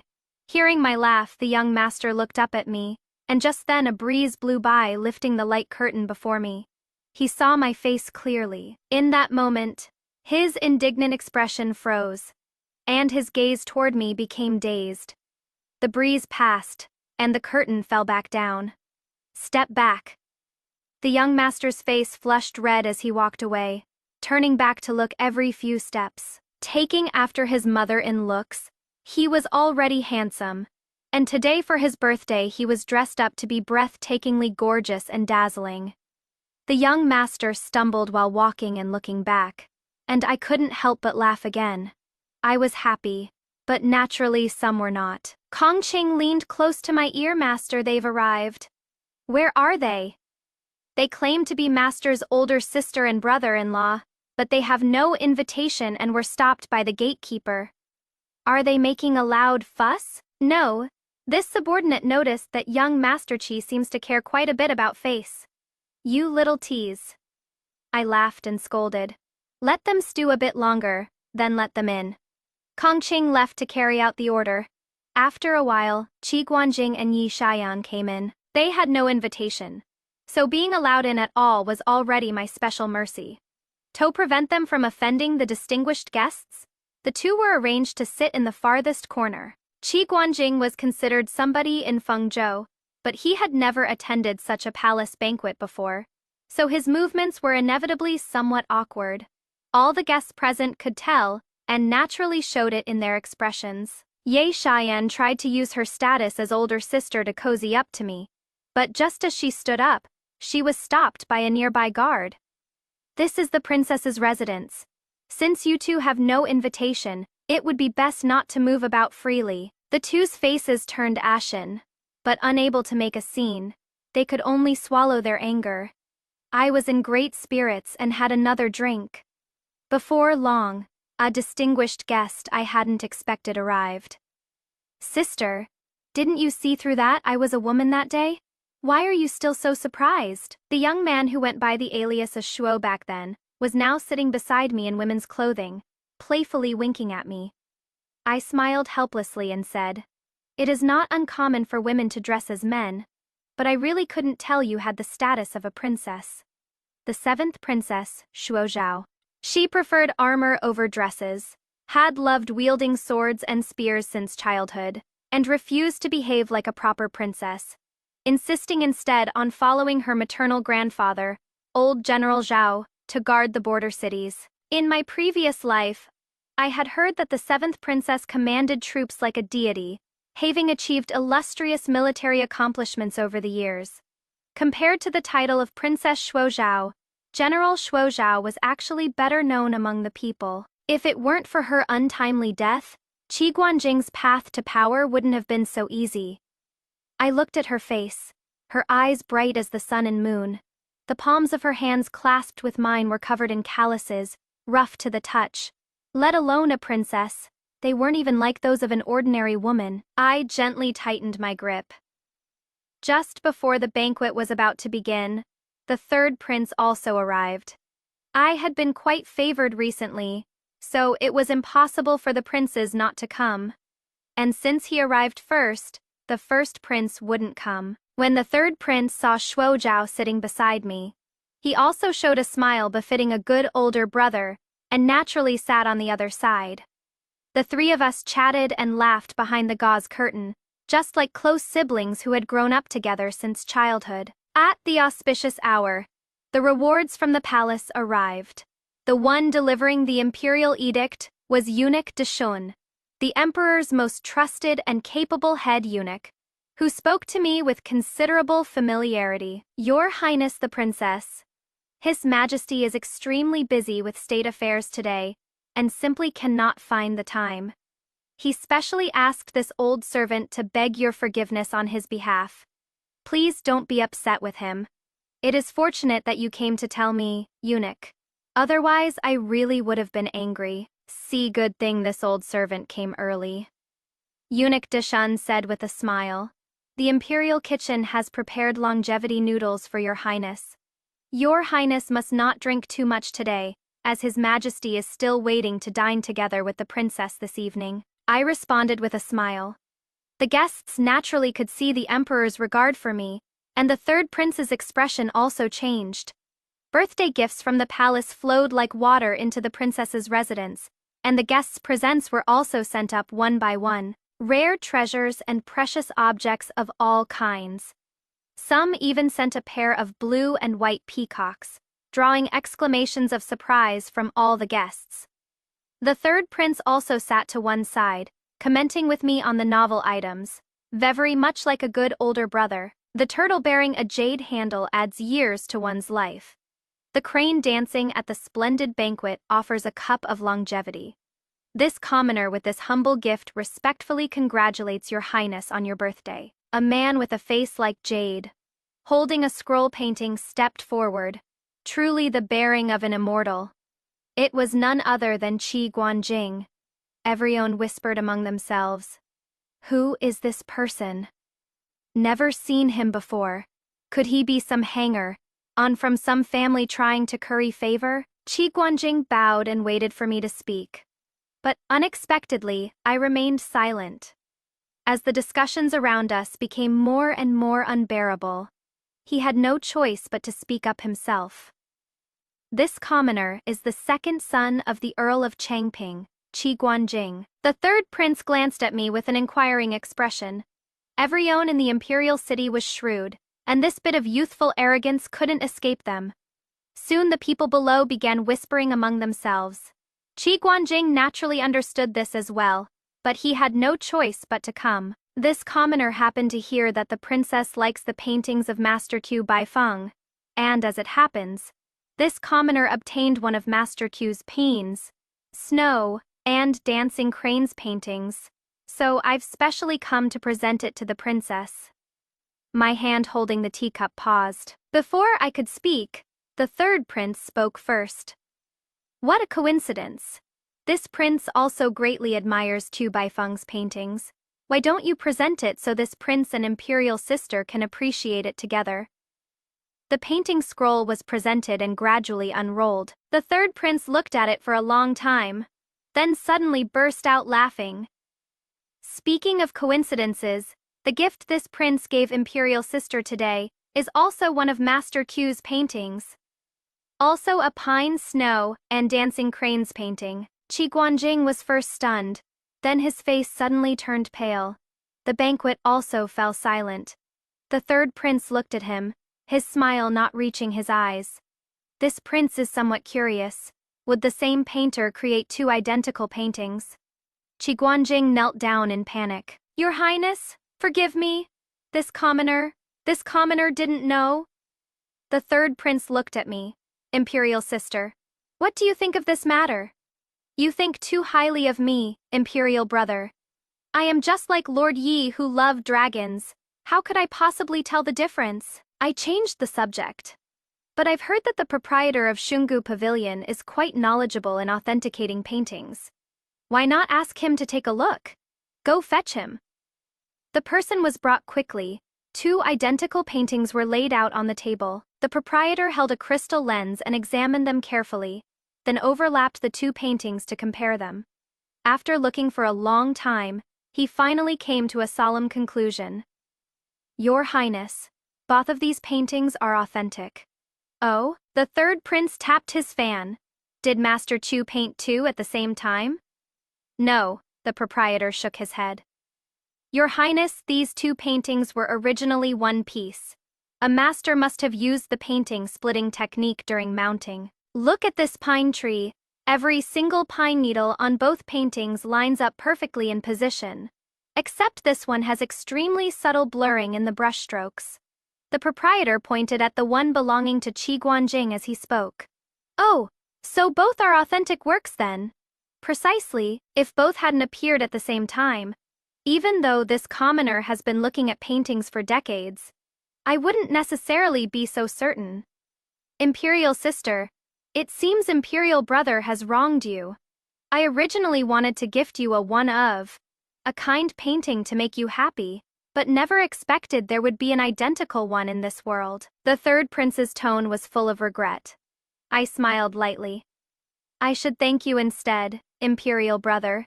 If not for you, I wouldn't have known such a miraculous painting. Splitting technique existed in the world. I've long heard that Master Chu's paintings passed down through generations are few. With the saying one stroke worth 1 or 2 taels of silver, one scroll worth 10,000 gold. Now that there are two paintings, wouldn't the value double? The third prince shook his head. Imperial sister, among the ancient paintings in this world, only unique pieces have the highest value. If there are two at the same time, the value becomes much lower. Forget it. In the end, it was this king's lack of scrutiny. The third prince removed a string of jade beads from his wrist. If that is the case, then the painting won't count as a gift. This bracelet was given to this king by mother consort and has accompanied this king for many years. Today let it serve as an apology gift to you. I hastily refused. How could I dare take what imperial brother treasures? He insisted I accept it, and I firmly dared not accept. As we were yielding back and forth, Qi Guanjing suddenly rushed forward and snatched the scroll he had brought, tearing the painting to shreds in front of everyone in just a few moves. His head knocked heavily on the ground, thudding loudly. It is this lowly one's fault. No matter how miraculous the technique of separating paintings is, it is ultimately fraud and deception. This commoner has destroyed the fake one. So the copy in your highness's hands is now the one and only unique piece. This commoner is ignorant. Please forgive me, your highness. Amid the fluttering scraps of paper, he knelt prostrate on the ground, his figure wretched. No longer the elegant bearing of the refined gentleman from earlier. The pine, snow, and crane dance painting that the third prince brought ultimately became a peerless, unique piece. And I happily accepted this birthday gift. Everyone knew I had to enter the palace in the evening, so after the banquet and performances, they dispersed right on schedule. Today's trip wasn't in vain. How spectacular the princess's birthday banquet was will surely spread by tomorrow. Qi Guanjing came with high spirits, but left utterly defeated. Ye Xiaoyan followed beside him with a pale face, like a wandering ghost yet unable to help with anything. The news that Princess Chimin liked Master Chu's paintings was, of course, spread by me. In the previous life, Qi Guanjing gave away calligraphy and paintings from the Yi family's dowry, as gifts everywhere, generous and lavish. But the only thing he couldn't bear to part with was the pine, snow and dancing cranes painting from his own collection. He always treasured it dearly, unwilling to share it with others easily, until he connected with the third prince and saw an identical painting at his place. Not knowing which was real, he feared bringing trouble upon himself and could only hide the painting away. But in this life, knowing nothing, he stepped right into the pit I dug for him, because he tore up the painting in time. The third prince didn't punish him, but this path to the third prince was definitely closed to him now. But if he gave up so easily, he wouldn't be Qi Guanjing. A few days later, he sent a visiting card requesting an audience. Having received permission, a servant led him to the waterside pavilion in the garden. The pavilion was surrounded by sheer curtains, making it hard to see clearly from outside. Qi Guanjing wanted to walk forward, but was stopped by my guards. How bold! Why don't you bow upon seeing the princess? Qi Guanjing took a deep breath and knelt down. Commoner Qi Guanjing pays respects to the princess. The maidservants on both sides lifted the gauze curtain. Light silk fluttered, and I lay reclined on the imperial concubine's couch, surrounded by several advisors. Zone was checking the shop ledgers for me. Won was grinding ink and organizing paper. Won was holding a fan for me, and in front knelt another, helping me peel grapes. Rise! Qi Guanjing raised his head, and this was the scene he saw. How did you become like this? Like this, is there anything improper about this palace? In broad daylight, how can you be so improper? His anguished expression looked a bit amusing, so I actually laughed out loud. They are all people Father Emperor sent me, helping me manage my internal affairs and business. What air you dissatisfied with the Emperor? This is the downside of being ill-informed. He didn't know Qi Guanjing's handsome face lost all color. This commoner wouldn't dare. Then you are criticizing this palace? This commoner only hopes the princess can conduct herself with propriety. His handsome sword, like eyebrows furrowed as he looked at me deeply, his eyes profound. Under such a gaze, every word he said seemed so sincere. Even when he reprimanded you, It seemed like he was genuinely doing it for your own good. You wouldn't doubt him, only yourself. That young lady in my past life was like this, step by step falling into the trap. Step by step becoming timid and cowardly, doubting herself more and more. The daughter of the Yi family, even if not a princess, could still be a precious pearl. Yet she chose to be trapped in his backyard, rolling around in the dust. I could barely restrain a cold laugh. Qi Guanjing, by what status do you now presume to boss me around? The son of the Earl of Changping, my brother-in-law? My meaningful gaze swept across his face. Or my former lover? His tone was hesitant. Naturally, as your brother-in-law, I am your elder. Family, I am a noble princess. The difference between us is like heaven and earth. How dare you presume to call yourself my family? But you and Xiaoyan share the same bloodline after all? Who said I share her bloodline? What? Qi Guanjing's face was full of disbelief. When mother was rescued, she was already pregnant. Later, when she married father, she was already showing. It so happened that a household servant had died unexpectedly, leaving behind an orphaned daughter not yet 3 years old. Mother was kind-hearted and thought to adopt her, also considering it as finding a companion for the yet-to-be born Yi Langren. The details were complicated, and father didn't want people gossiping, so he never brought up these old matters. The Yi family parents were kind-hearted, but they never imagined it would only feed certain people's growing appetites. Ye Xiaoyan is merely an orphan girl adopted by the Yi family. And you still want to be my older sister and brother-in-law? Qi Guanjing's face grew paler and I let out a cold laugh. In my previous life, in order to completely seize the Yi family's property, Qi Guanjing conspired with Yi Xiaoyan to stage an accident that resulted in the Yi family head perishing in a fire. The enormous Yi family trading company was devoured in the blink of an eye, leaving not even bones behind. And now, aside from the dowry Yi Xiaoyan took with her when she married, the Yi family's wealth has nothing to do with her. The Yi family has also been tightly protected by guards I dispatched.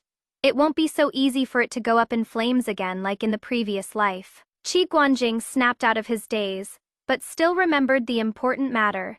He took a deep breath and stepped forward.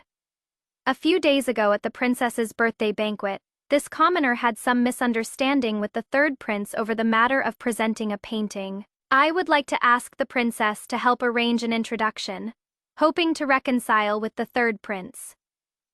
He has actually come to me with this request. It is not like he hasn't sent calling cards to the third prince's residence these past few days. But he has neither official status nor rank, and caused such a scene at my banquet. The third prince simply doesn't want to deal with him. You are asking me for help?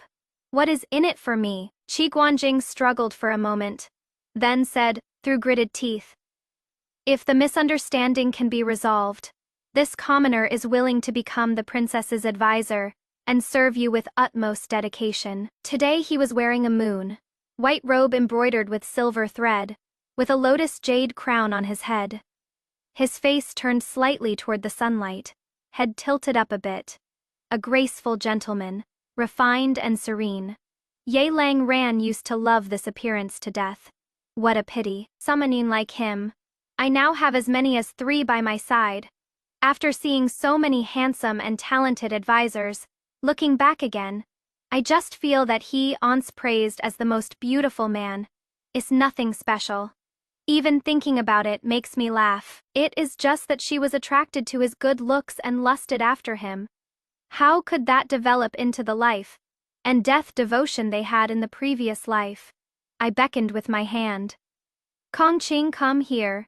This subordinate is here. Kongqing was dressed in guard attire, his broad shoulders and narrow waist making him appear even more valiant and extraordinary. You know Kongqing. Previously you said he was good at feeding horses, but I think he is more suited to be a guard. I laughed and said, speaking of which, my judgment is still better. Now Kongqing is already a 6th rank imperial guard, while you are just a commoner. Next time you see him, don't forget to bow. Remember to be respectful and call him Lord Official. Qi Guanjing stared blankly at Kongqing. The person he used to look down on, who could be dismissed without him even having to speak, was now also standing above him, all because of a single word from me. Watching Qi Guanjing's face turn increasingly ashen, I sneered coldly. You want to be my man, with what you have? Are you even worthy? That day Qi Guanjing left in disgrace and was quite depressed for a while, but not long after, news came that he had pledged himself to the first prince. Of the two princes, he favored the third prince more, but he had offended the third prince beyond repair, and I had no interest in his loyalty. He had no choice. The first prince was no good master. This person was dull and rash, loved grand achievements and glory, wouldn't listen to loyal advice, yet was quite arrogant in his actions. Qi Guanjing didn't know that by boarding the first prince's ship, his future prospects were ruined for life. I arranged for people to keep an eye on the movements over there, and shifted my focus to business matters. There is something I must prepare for in advance. 3 years from now, in winter, the border town will face the coldest cold wave in history. The first snowfall will last 7 days straight. The soldiers at the front won't have enough winter clothing. And with the snow disaster, the court's grain supplies and provisions will be severely delayed. More than half the soldiers will freeze or starve to death. The common people will suffer unspeakably as well. I don't want to see that kind of winter again. Zhen Juniang's improved loom is already being mass-produced, and we've also hired many women workers to learn weaving from her. Once the cotton mill is built, it can be put into use immediately. Juniang's situation inspired me. I had my trade caravans pay close attention as they travel across the country. If they find anyone like her with exceptional abilities in agriculture, industry, or commerce, they must verify thoroughly and report it. Although we haven't found another Juniang yet, we were pleasantly surprised to find farmers extremely skilled at growing cotton. The land the emperor previously granted me was quite extensive. I set aside a portion to use for growing cotton. If cotton textile production meets expectations, I plan to use the Yi family merchant house to promote the improved looms. We'll definitely be able to prepare enough winter clothing before the cold wave hits. Heaven has given me a second chance at life. I shall repay it to the people of this world. In the days that followed, I was so busy my feet barely touched the ground, and I felt there wasn't enough time or manpower. Among the people the emperor sent me, there were quite a few good ones. Since I urgently needed help, I simply kept them all by my side to personally teach them, and once they got the hang of it, I sent them all out to work. At first they thought I was looking for people to serve me. They didn't expect that as I taught and tested them, I would gradually let go and actually have them work as managers. It wasn't until I promoted one of them to shopkeeper that they realized I was serious. No one truly wants to be a plaything serving others. Soon they displayed their real abilities. And I wasn't stingy either. I gave them the treatment that working managers deserved. The people sent by the two princes were a bit lacking in comparison. At first, seeing me spending every day with the others, they inevitably got jealous and volunteered themselves one after another. But once they figured out I really wanted them to do hard labor, they all backed out. There was one person sent by the third prince who was quite enthusiastic, but after I brought him along for a while, I found he really wasn't cut out for this and only wanted to show his face in front of me, so I kicked him back. I was so busy I almost forgot what year it was, until I received a letter from the Northwest Merchant Caravan and realized the Empress Dowager's birthday was approaching. The birthday celebration was very grand. That legendary crown indeed lived up to its reputation, embedded with colorful gemstones, dazzling and brilliant, with exquisitely intricate craftsmanship. The noble ladies attending the birthday praised it endlessly and were extremely envious. It was at this moment that I presented my gift. A complete set of filigree, inlaid gemstone jewelry. Those hairpins, rings, and tiaras were crafted with identical workmanship, looking as if they were originally a naturally harmonious set. The Empress Dowager was delighted, and immediately had the palace maid help her put them on. The colorful gemstones and gold complemented each other brilliantly. Amid the envious gazes of everyone, The Empress Dowager looked at me with an increasingly kind smile. After this incident, my jewelry shop truly became famous. Especially the filigree jewelry became so sought after that even 1,000 gold coins couldn't buy it. Custom orders were booked until after the new year, and I was making money hand over fist. This gold and silver flowed out again, transforming into white cotton, flexible thread, and warm cloth. While I was busy here, things weren't going well for Qi Guanjing over there. Qi Guanjing finally latched onto the first prince's coattails, but didn't receive the same level of trust as in his previous life. Forget about offering strategies, he barely even got to see the first prince's face a few times. To climb up the ladder, he could only seek other methods. The first prince privately courted court officials, often using the pretext of appreciating antiques, calligraphy, and paintings. Qi Guanjing catered to his preferences and presented a large quantity of famous calligraphy and paintings, finally earning a bit of favor. Ye Xiaoyan's dowry ultimately could not be preserved, but regardless of whether she was willing or not, it was beyond her control now. However, this constant outflow with no income simply wouldn't do. Ye Xiaoyan actually set her sights on me again. Upon learning that the filigree jewelry that was worth 1,000 gold coins and hard to obtain actually came from my hands, she got the idea to poach my people, but I had already prepared for this. The apprentices in the shop were all orphans from Sijatang. They had signed indenture contracts and couldn't leave with her at all. As for Master Hasi, he was even more unmoved. I had saved his wife's life, and even the physician who examined and cared for his wife's health every month was arranged by me. Not to mention this debt of gratitude.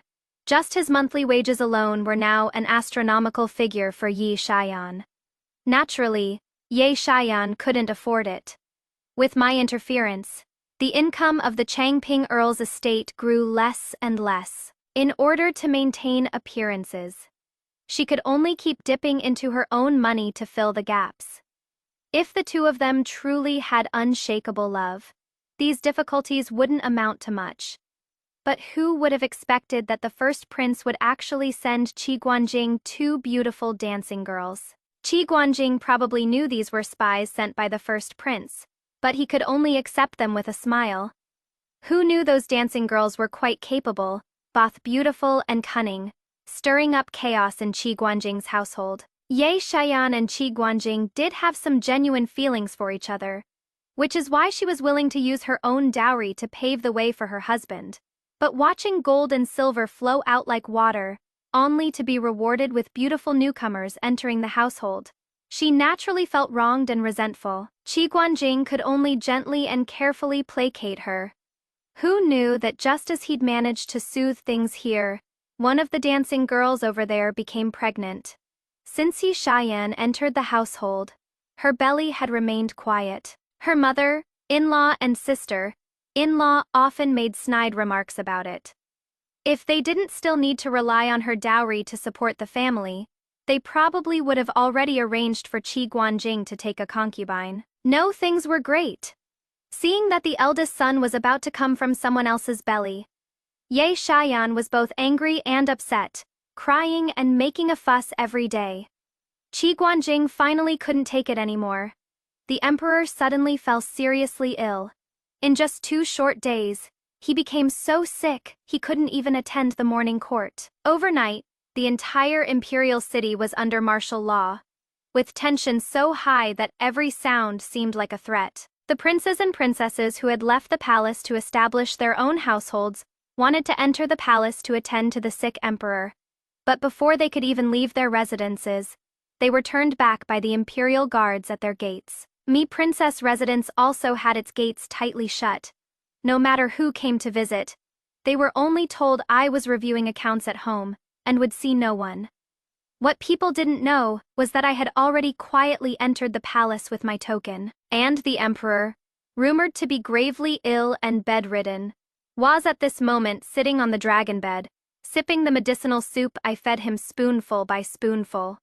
Watching the emperor's complexion improve day by day, I couldn't help but breathe a sigh of relief. After taking his pulse, The imperial physician confirmed that the 9 generations of his clan were saved, and was overjoyed beyond measure. Your Majesty, thanks to the 3-colored snow lotus the princess sent, all the remaining poison has been completely cleared. You are left me a good daughter, the emperor said with emotion. I quickly shook my head. Father Emperor is the true dragon son of heaven with heaven's protection. How could this be your daughter's merit? This daughter has heard that Father Emperor suffered old injuries from campaigns in earlier years. I specially sent people to the northwestern fief to find this 3-colored snow lotus that can cure 100 poisons. I originally intended it as a birthday gift, but upon hearing Father Emperor was gravely ill, though this daughter doesn't understand medicine, I still felt something was off, so I couldn't care about all that and rushed into the palace with the medicine. After saying that, I pouted and acted coquettishly. That guard wouldn't even let me in. If it weren't for the token Father Emperor bestowed upon me, this daughter would still be squatting at the west gate right now. Such a thing happened? I will punish him for you, but though he blocked me, his loyalty to Father Emperor is true. This daughter actually thinks he should be rewarded. The emperor laughed heartily. Good, then he shall be rewarded. Actually, entering the palace that day wasn't obstructed much. The head guard at the west gate was precisely the red-faced young lord from my birthday banquet. After I showed him the token, it was also he who overruled the objections and let me into the palace. Having received someone's favor, I'll request a reward for him as well. But although this poison has been cured, the person behind it still hasn't shown themselves. The little eunuch who poisoned had long lost his life. The emperor's dragon guards investigated for several days and found some leads. This is just the right opportunity. Father Emperor, when this daughter sent people to the northwestern fief this time, I discovered some things. Originally, I didn't know their importance, but after this incident, this daughter thinks I should still report to Father Emperor for you to know and decide. The emperor's expression turned serious. Go ahead and speak. I temporarily stayed in the imperial palace. News of the emperor's recovery was kept secret. Outsiders were unclear about the situation, rumors were rampant, and some people were growing anxious with waiting, dragging it out day after day like this. They finally couldn't wait any longer. That night, shouts and yells could be heard from outside the hall, accompanied by the clang of clashing swords. Before long, the palace doors were forced open. One person took the lead and walked in. It was the first prince. I looked behind him. Following him were only his household guards and private soldiers. Despite such a huge commotion, the bed curtains around the dragon bed remained quietly closed, and there weren't many guards inside the hall either. Seeing that among all the princes and princesses, only I was keeping watch by the bed, his expression was quite smug. This son has heard that Father Emperor has been ill for a long time. Worried that evildoers might be causing trouble, I've specially come to the palace overnight to request an audience. Having said that, he was about to step forward. I stood up to block him, saying, Elder brother, without summons or orders, how dare you just barge in like this? Aren't you afraid Father Emperor will punish you? The first prince laughed heartily. Without summons or orders, you a country bumpkin girl can come in. So why can't this prince? Besides, this prince's heart is entirely for Father Emperor. He certainly won't blame me. Move aside quickly, this prince has come to visit Father Emperor. Elder brother, even for a visit, you should wait until daybreak. It is late at night and Father Emperor needs his rest. Just because this prince calls you imperial sister, you really think you are something special? Seeing me standing in front of the bed without moving, his expression darkened as he called for his guards. Summon on, drag her out. Let's see who dares. A shout came from behind the bed curtains, and upon hearing it, the first prince couldn't help but shudder. But hearing the emperor's voice so weak, and that he hadn't gotten up, he straightened his back. Father Emperor, you've been seriously ill and recuperating during this time. But there are many affairs of state. The kingdom cannot be without a ruler for a single day. Why not pass the throne to me early? So from now on you can rest however you want. You scoundrel! A jade pillow was thrown out, landing right at the first prince's feet. The first prince steeled his heart and drew his sword with a clang. Father Emperor, today this throne, whether you pass it on or not. You must pass it on. Otherwise don't blame your son for turning ruthless and not giving you this antidote. I cried out in shock. So the poison was administered by you. Well now, so the poison really was administered by you. Suddenly a voice came from outside the door. Everyone looked up to see that the men the first prince had brought had all been captured. The palace doors were wide open, and the third prince strode in surrounded by his retinue. Third brother, what are you doing here? The first prince was both shocked and furious, while the third prince wore an ambiguous smile. Father Emperor's sons aren't limited to just Big Brother alone. If Big Brother can come, then I, third brother, can come too. Besides, if I hadn't come, how would I have discovered that Big Brother is actually the culprit who poisoned Father Emperor? Both sides had brought quite a few men, but the first prince was closer to the emperor. For a moment the two sides faced off, neither daring to act rashly. One person followed behind the third prince, head lowered and eyes downcast without making a sound. I immediately cried out in shock. Qi Guanjing, what are you doing here? Qi Guanjing, having his identity suddenly exposed by me, looked up and directly met the gaze of the first prince. The first prince's expression turned furious in an instant. You are actually working for third brother. It was you who instigated this king to force the abdication tonight. And you gave me this poison too. So you two are in cahoots. Only now realizing he'd been used as a pawn, the first prince flew into a rage and immediately started fighting with the third prince and his men. But he was ultimately no match for the better, prepared third prince. Before long, he was defeated and captured on the spot. I said in disbelief, "Are you insane? Father Emperor is still here!" The third prince threw his head back and laughed. Imperial sister, you are truly laughably naive. Elder brother poisoned the late emperor and was caught and brought to justice by this king on the spot. Before the late emperor died, he passed the throne to this king. Everyone present can testify to this. This king's succession to the great line of succession is legitimate and proper. What father emperor is there anymore? I am the emperor. Having eliminated his greatest threat, the third prince's face was full of smugness. He walked step by step toward the dragon bed with his sword, while I retreated in terror, backing up step by step until I reached the window. Father Emperor, hand over the imperial seal to me, and I can still give you some dignity. With that said, he lifted the bed curtain. The bed was empty. The third prince's face went pale, and he shouted, "Simone, come!" Outside the hall, there was complete silence. There was no one left. Qi Guanjing rushed forward urgently. "Your Highness, we've fallen into a trap." Right at this moment, an angry shout came from outside the hall. "All of you are villains." The Emperor's voice was like a great bell. Where was the weakness from just moments ago? The seventh Princess Shuoxiao surged in with guards, surrounding the great hall so tightly that not even water could leak through.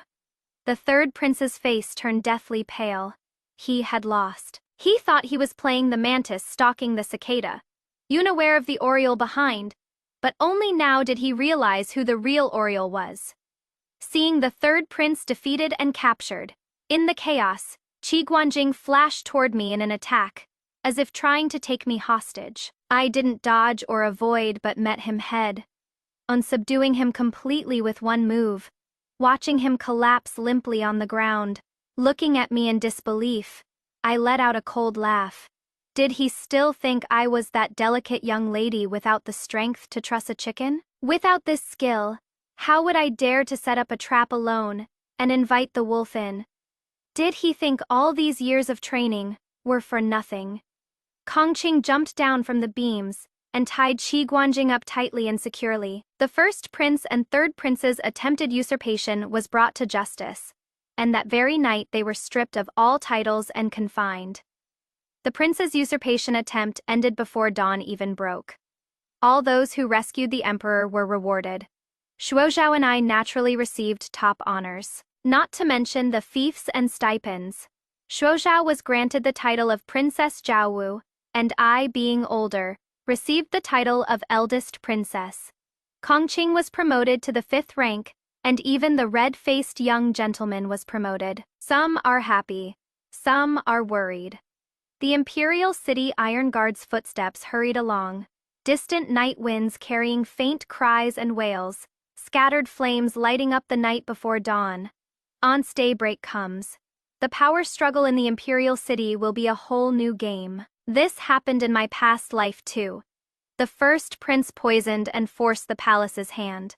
The third prince led troops in rebellion. Moreover, the third prince raised a large private army and secretly forged weapons. When he rebelled, the scale was even greater, and countless casualties were reported. The 7th princess rushed to bring troops to rescue the emperor. But outnumbered, she could only fight with her life on the line, sacrificing herself to severely wound the third prince. Qi Guanjing, seeing things going badly, immediately switched sides. After betraying the third prince, he gained the emperor's trust under the pretense of rescuing him, and from then on rose rapidly through the ranks to become a first-rank official. The 9th prince, whom he personally helped ascend to the throne, was merely a puppet emperor easy to control. The one behind him, Qi Guanjing, was the regent king in all but name. When I asked the emperor for the northwestern fiefdom, it wasn't on a whim. The coal and iron mines there are the real treasures. In my past life, a mine owner accidentally discovered associated iron ore while mining coal. And according to this dynasty's laws, iron mines are state-owned resources and cannot be privately mined. But before the coal mine owner could report this discovery, the third prince learned of it.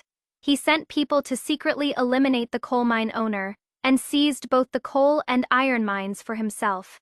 This became his capital for later raising troops in rebellion. In this life, I intervened early. When the mine owner just discovered the associated iron ore, he suppressed the matter and reported it to the emperor. But not long after, there were still people secretly inquiring about the iron mine, which put me on guard. I told the emperor about this, and set up this trap to lure the snake out of its hole. The emperor originally wanted to choose one of his 2 sons to inherit the throne. He just didn't expect there would be 2 snakes. After this incident, the emperor rapidly aged. After several considerations and secret discussions, the 7th Princess Shuozhao was established as crown princess. Shuozhao looked completely dumbfounded when she received the decree. While I was genuinely happy for her, rebellion is a grave crime. The entire Earl of Changping's household was imprisoned, awaiting their sentence. I finally found time to visit my enemy. Qi Guanjing wore prisoner's clothes and heavy shackles, looking utterly wretched. He looked up at me, but the expression on his face was somewhat different from before. It was the gaze of someone who had long occupied a high position. He had also come back. All the blood in my body started boiling. Qi Guanjing looked at me and slowly spoke. "Lang Ran, you were reborn, weren't you?" Seeing that I didn't answer, he continued on his own. "A few days ago, I had a dream. I dreamed of our previous life, where you were my wife. I know you hate me right now, but actually you've misunderstood me. The one I've always loved is you. In the previous life, I was only trying to protect you. I had already arranged everything, just waiting to clear away those obstacles before bringing you back. My blood burns scalding hot. I have to grit my teeth with all my might to suppress my trembling." But Qi Guanjing misunderstood. "Lang Ran, it was all your sister Shayan. She is the one who deceived me. I thought since you 2 were sisters after all, I could entrust you to her care. I never imagined she would hurt you like that behind my back. By the time I went to get you, I realized it was all too late. Just one day? I was only 1 day late." Anguished and heartbroken, he reached out to grab the hem of my dress as he spoke. "Lang Ran, you still love me, don't you? That is why you hate me, why you want revenge on me, why you came to see me after I was imprisoned. Don't worry, I understand your heart. Since you've already become a princess in this life, why not let me help you? With the two of us working together, that throne would be child's play. When that time comes, this whole world and I will both be yours. His eyes sparkled brightly, gazing at me with the utmost fervor and utterly disgusting. Watching his foolish display, I started to laugh bit by bit, laughing louder and louder, laughing so hard I doubled over, laughing until I couldn't straighten my back. Has everyone noticed? No matter what desperate situation he is in, this kind of toxic narcissist always thinks others are at fault, blaming Yi Shayan. Always thinks all women are deeply in love with him. He even assumes everything the female lead does, even building her career and having him imprisoned, is because of love turning to hate. He doesn't love her. He loves the power she holds. But major spoiler alert ahead.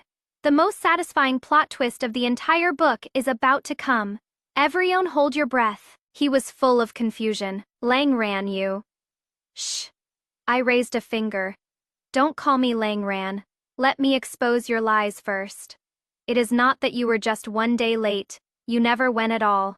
You never came. He looked into my eyes, his face as white as bone.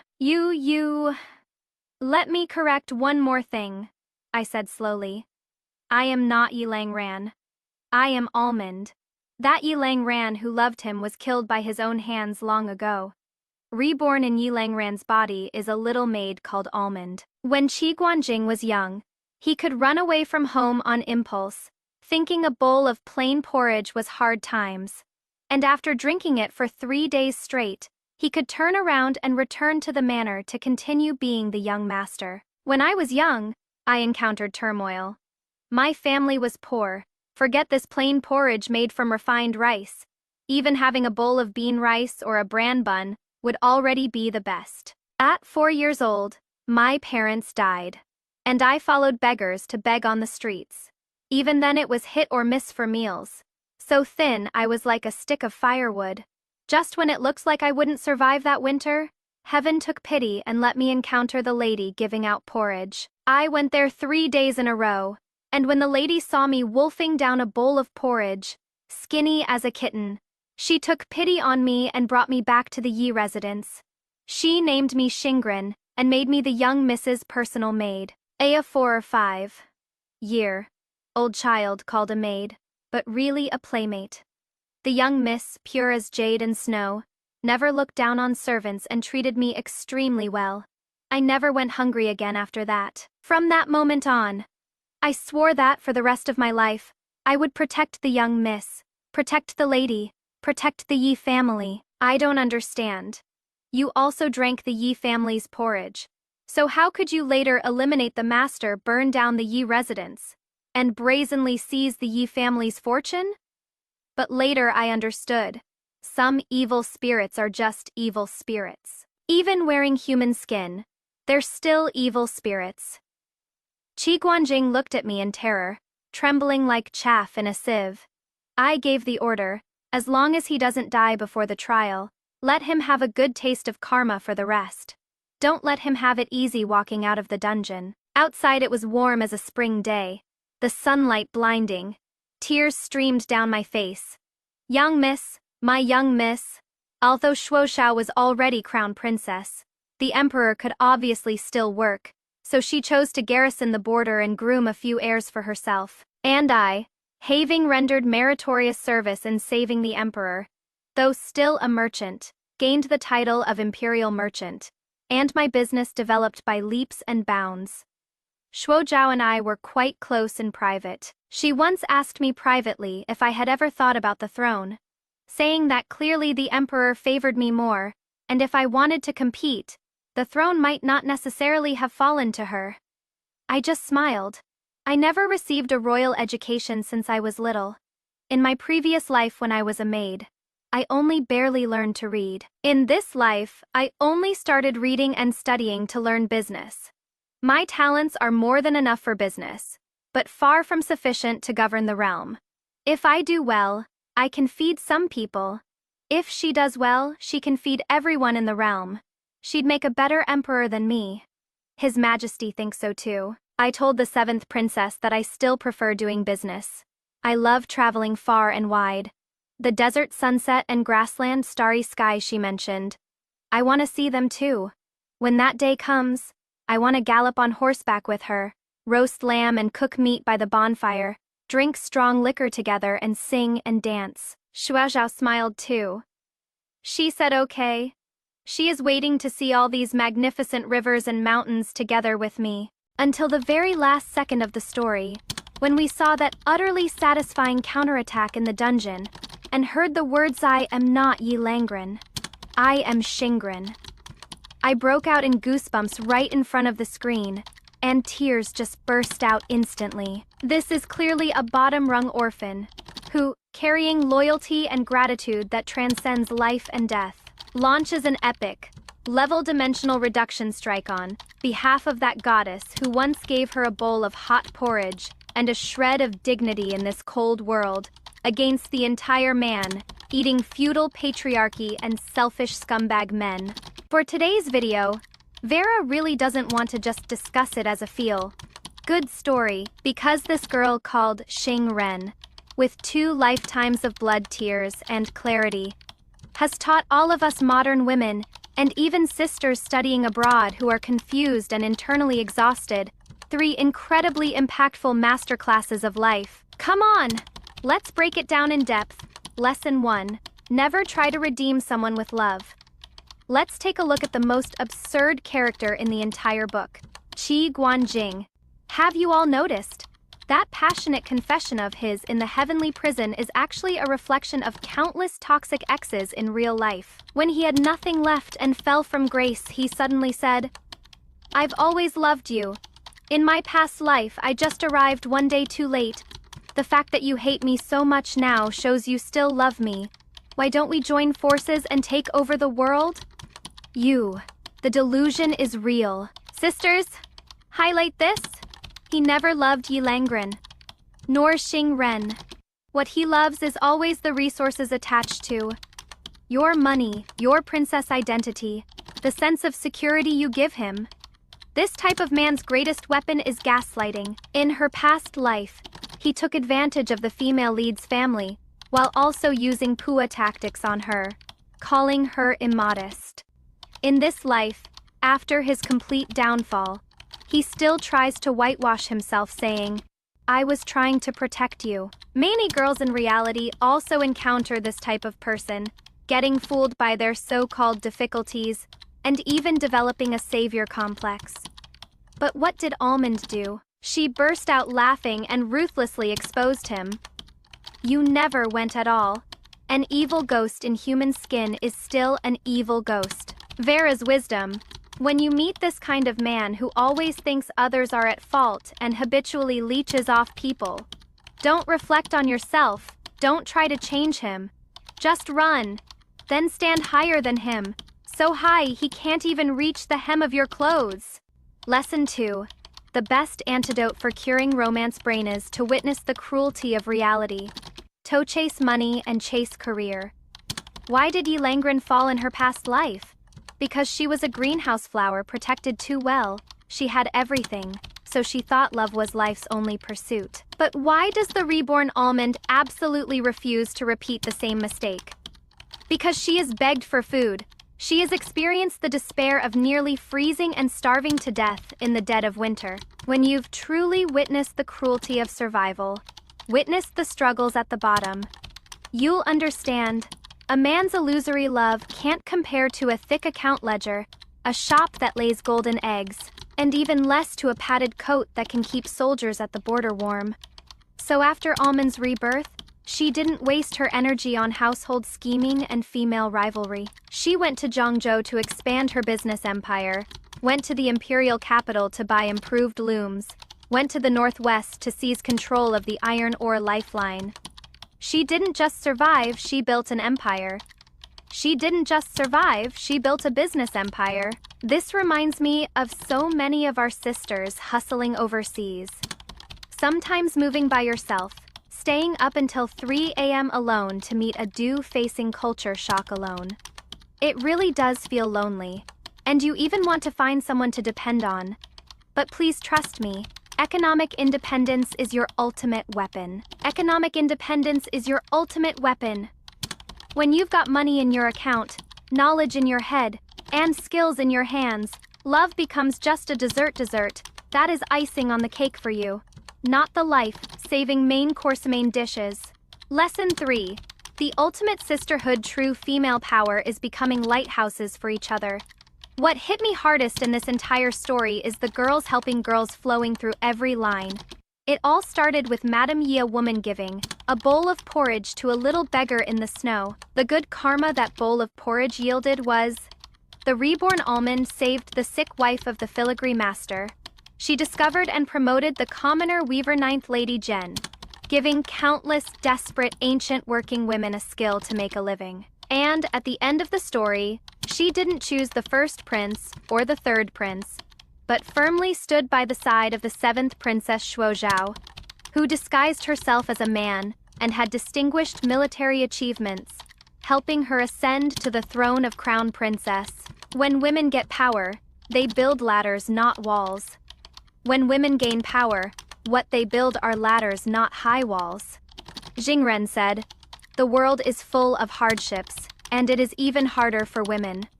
Both Junyang and I want to do more for them and for ourselves." This statement is truly earth-shattering. A true strong female lead never climbs up by stepping on other women. Instead, when you've been through the rain yourself, you are willing to give everything you have to hold up a huge umbrella for more girls who are still caught in the storm. Vera's final message. You in front of the screen. Maybe your current situation isn't perfect. Maybe you are experiencing a bottleneck in your studies, oppression at work, or you are trying hard to get out of a terrible relationship that has left you covered in wounds. Vera wants to hug you and tell you, please think about that girl called Xing Ren. Even if she started with the worst hand possible, even if her life was once as worthless as grass, she still relied on her lone courage to forcefully carve out a path to heaven in this dog-eat-dog world for herself and for everyone she loved. So stop wasting your energy on people and things that aren't worth it. Cast aside your cowardice. Put on your armor. Go read, go make money, go master an irreplaceable skill. Go see how boundlessly vast this world is. Just like the ending of the story, don't trap yourself in the inner chambers and romance. Go see the desert sunset. Go see the starry sky over the grasslands. Go gallop on horseback. Go drink strong liquor. Your destiny is always in your own hands alone. This girl is on fire. Vera's soul-searching questions. Bullet screen voting sections. Drop your votes in the comments below. Drop your choices in the comments. Let's see what kind of powerful female leads are lurking in this channel. Cuke if you were Ralmond, who owns the greatest commercial empire in the Great Song Dynasty and has been granted the title of princess after punishing the scumbag and getting your revenge. What would you choose as your next main life quests? A busyness queen. Infrastructure maniac. What is love compared to this? Making money is the true path. I'll continue to expand and strengthen the Yi commercial house. Not only will I promote the loom, I'll also sell the great song silk and tea to the western regions. I'll go all out on infrastructure in my northwestern fief. Open mines and build factories. Become the richest woman in the land, build schools and factories for all the common girls of the great song, so they all have books to read and jobs to work. Be dressed in fine clothes on a spirited horse, roaming the world. Money earned, debts repaid, scores settled, taking loyal guard Kong Qing, and those most trusted advisors and followers, go find Princess Shuozhao to cash in on her promise. On the grasslands at the border, drink wine heartily, eat meat heartily, and gallop wildly on horseback. I am going to write a great song version of Shushake's travel diaries, embodying a carefree and unrestrained life with no regrets. See player behind the scenes, wielding power over the court. Since my bestie Shuozhao has become crown princess, I'll go all the way with her. She'll be in charge of presiding over the court, and I'll be in charge of filling the national treasury. I am going to stay in the capital, use my business empire to establish the most powerful intelligence network, and help her purge corrupt officials from the court. We sisters will join forces to create a prosperous great song dynasty with peace and clarity, becoming the ancient version of a girl boss alliance. Retreating from Janggu, opening a school to teach disciples, having experienced the bloodshed and power struggles of 2 lifetimes. I just want to return to peace. I am going to buy a large estate nestled by mountains and water in Jiangnan and open the Great Song's first women's business academy. I'll invite Zhen Juniang, Master Huaxian, others to be guest professors, steadily cultivating the next generation of independent women, keeping my achievements and fame hidden. Tell me your choice in the comments. Tell me your choice loudly. If you are also deeply moved by Almond's story today and feel that Vera's in-depth analysis really speaks to your heart, don't forget to give this video a big like, subscribe to my channel. Make sure to turn on the notification bell so we never miss any breakdown of satisfying stories. I wish everyone, no matter which corner of the earth you are in, can be like Almond, have the courage to flip the table, and live a fulfilling life with your destiny firmly in your own hands. See you in the next story. Peace out, love y'all.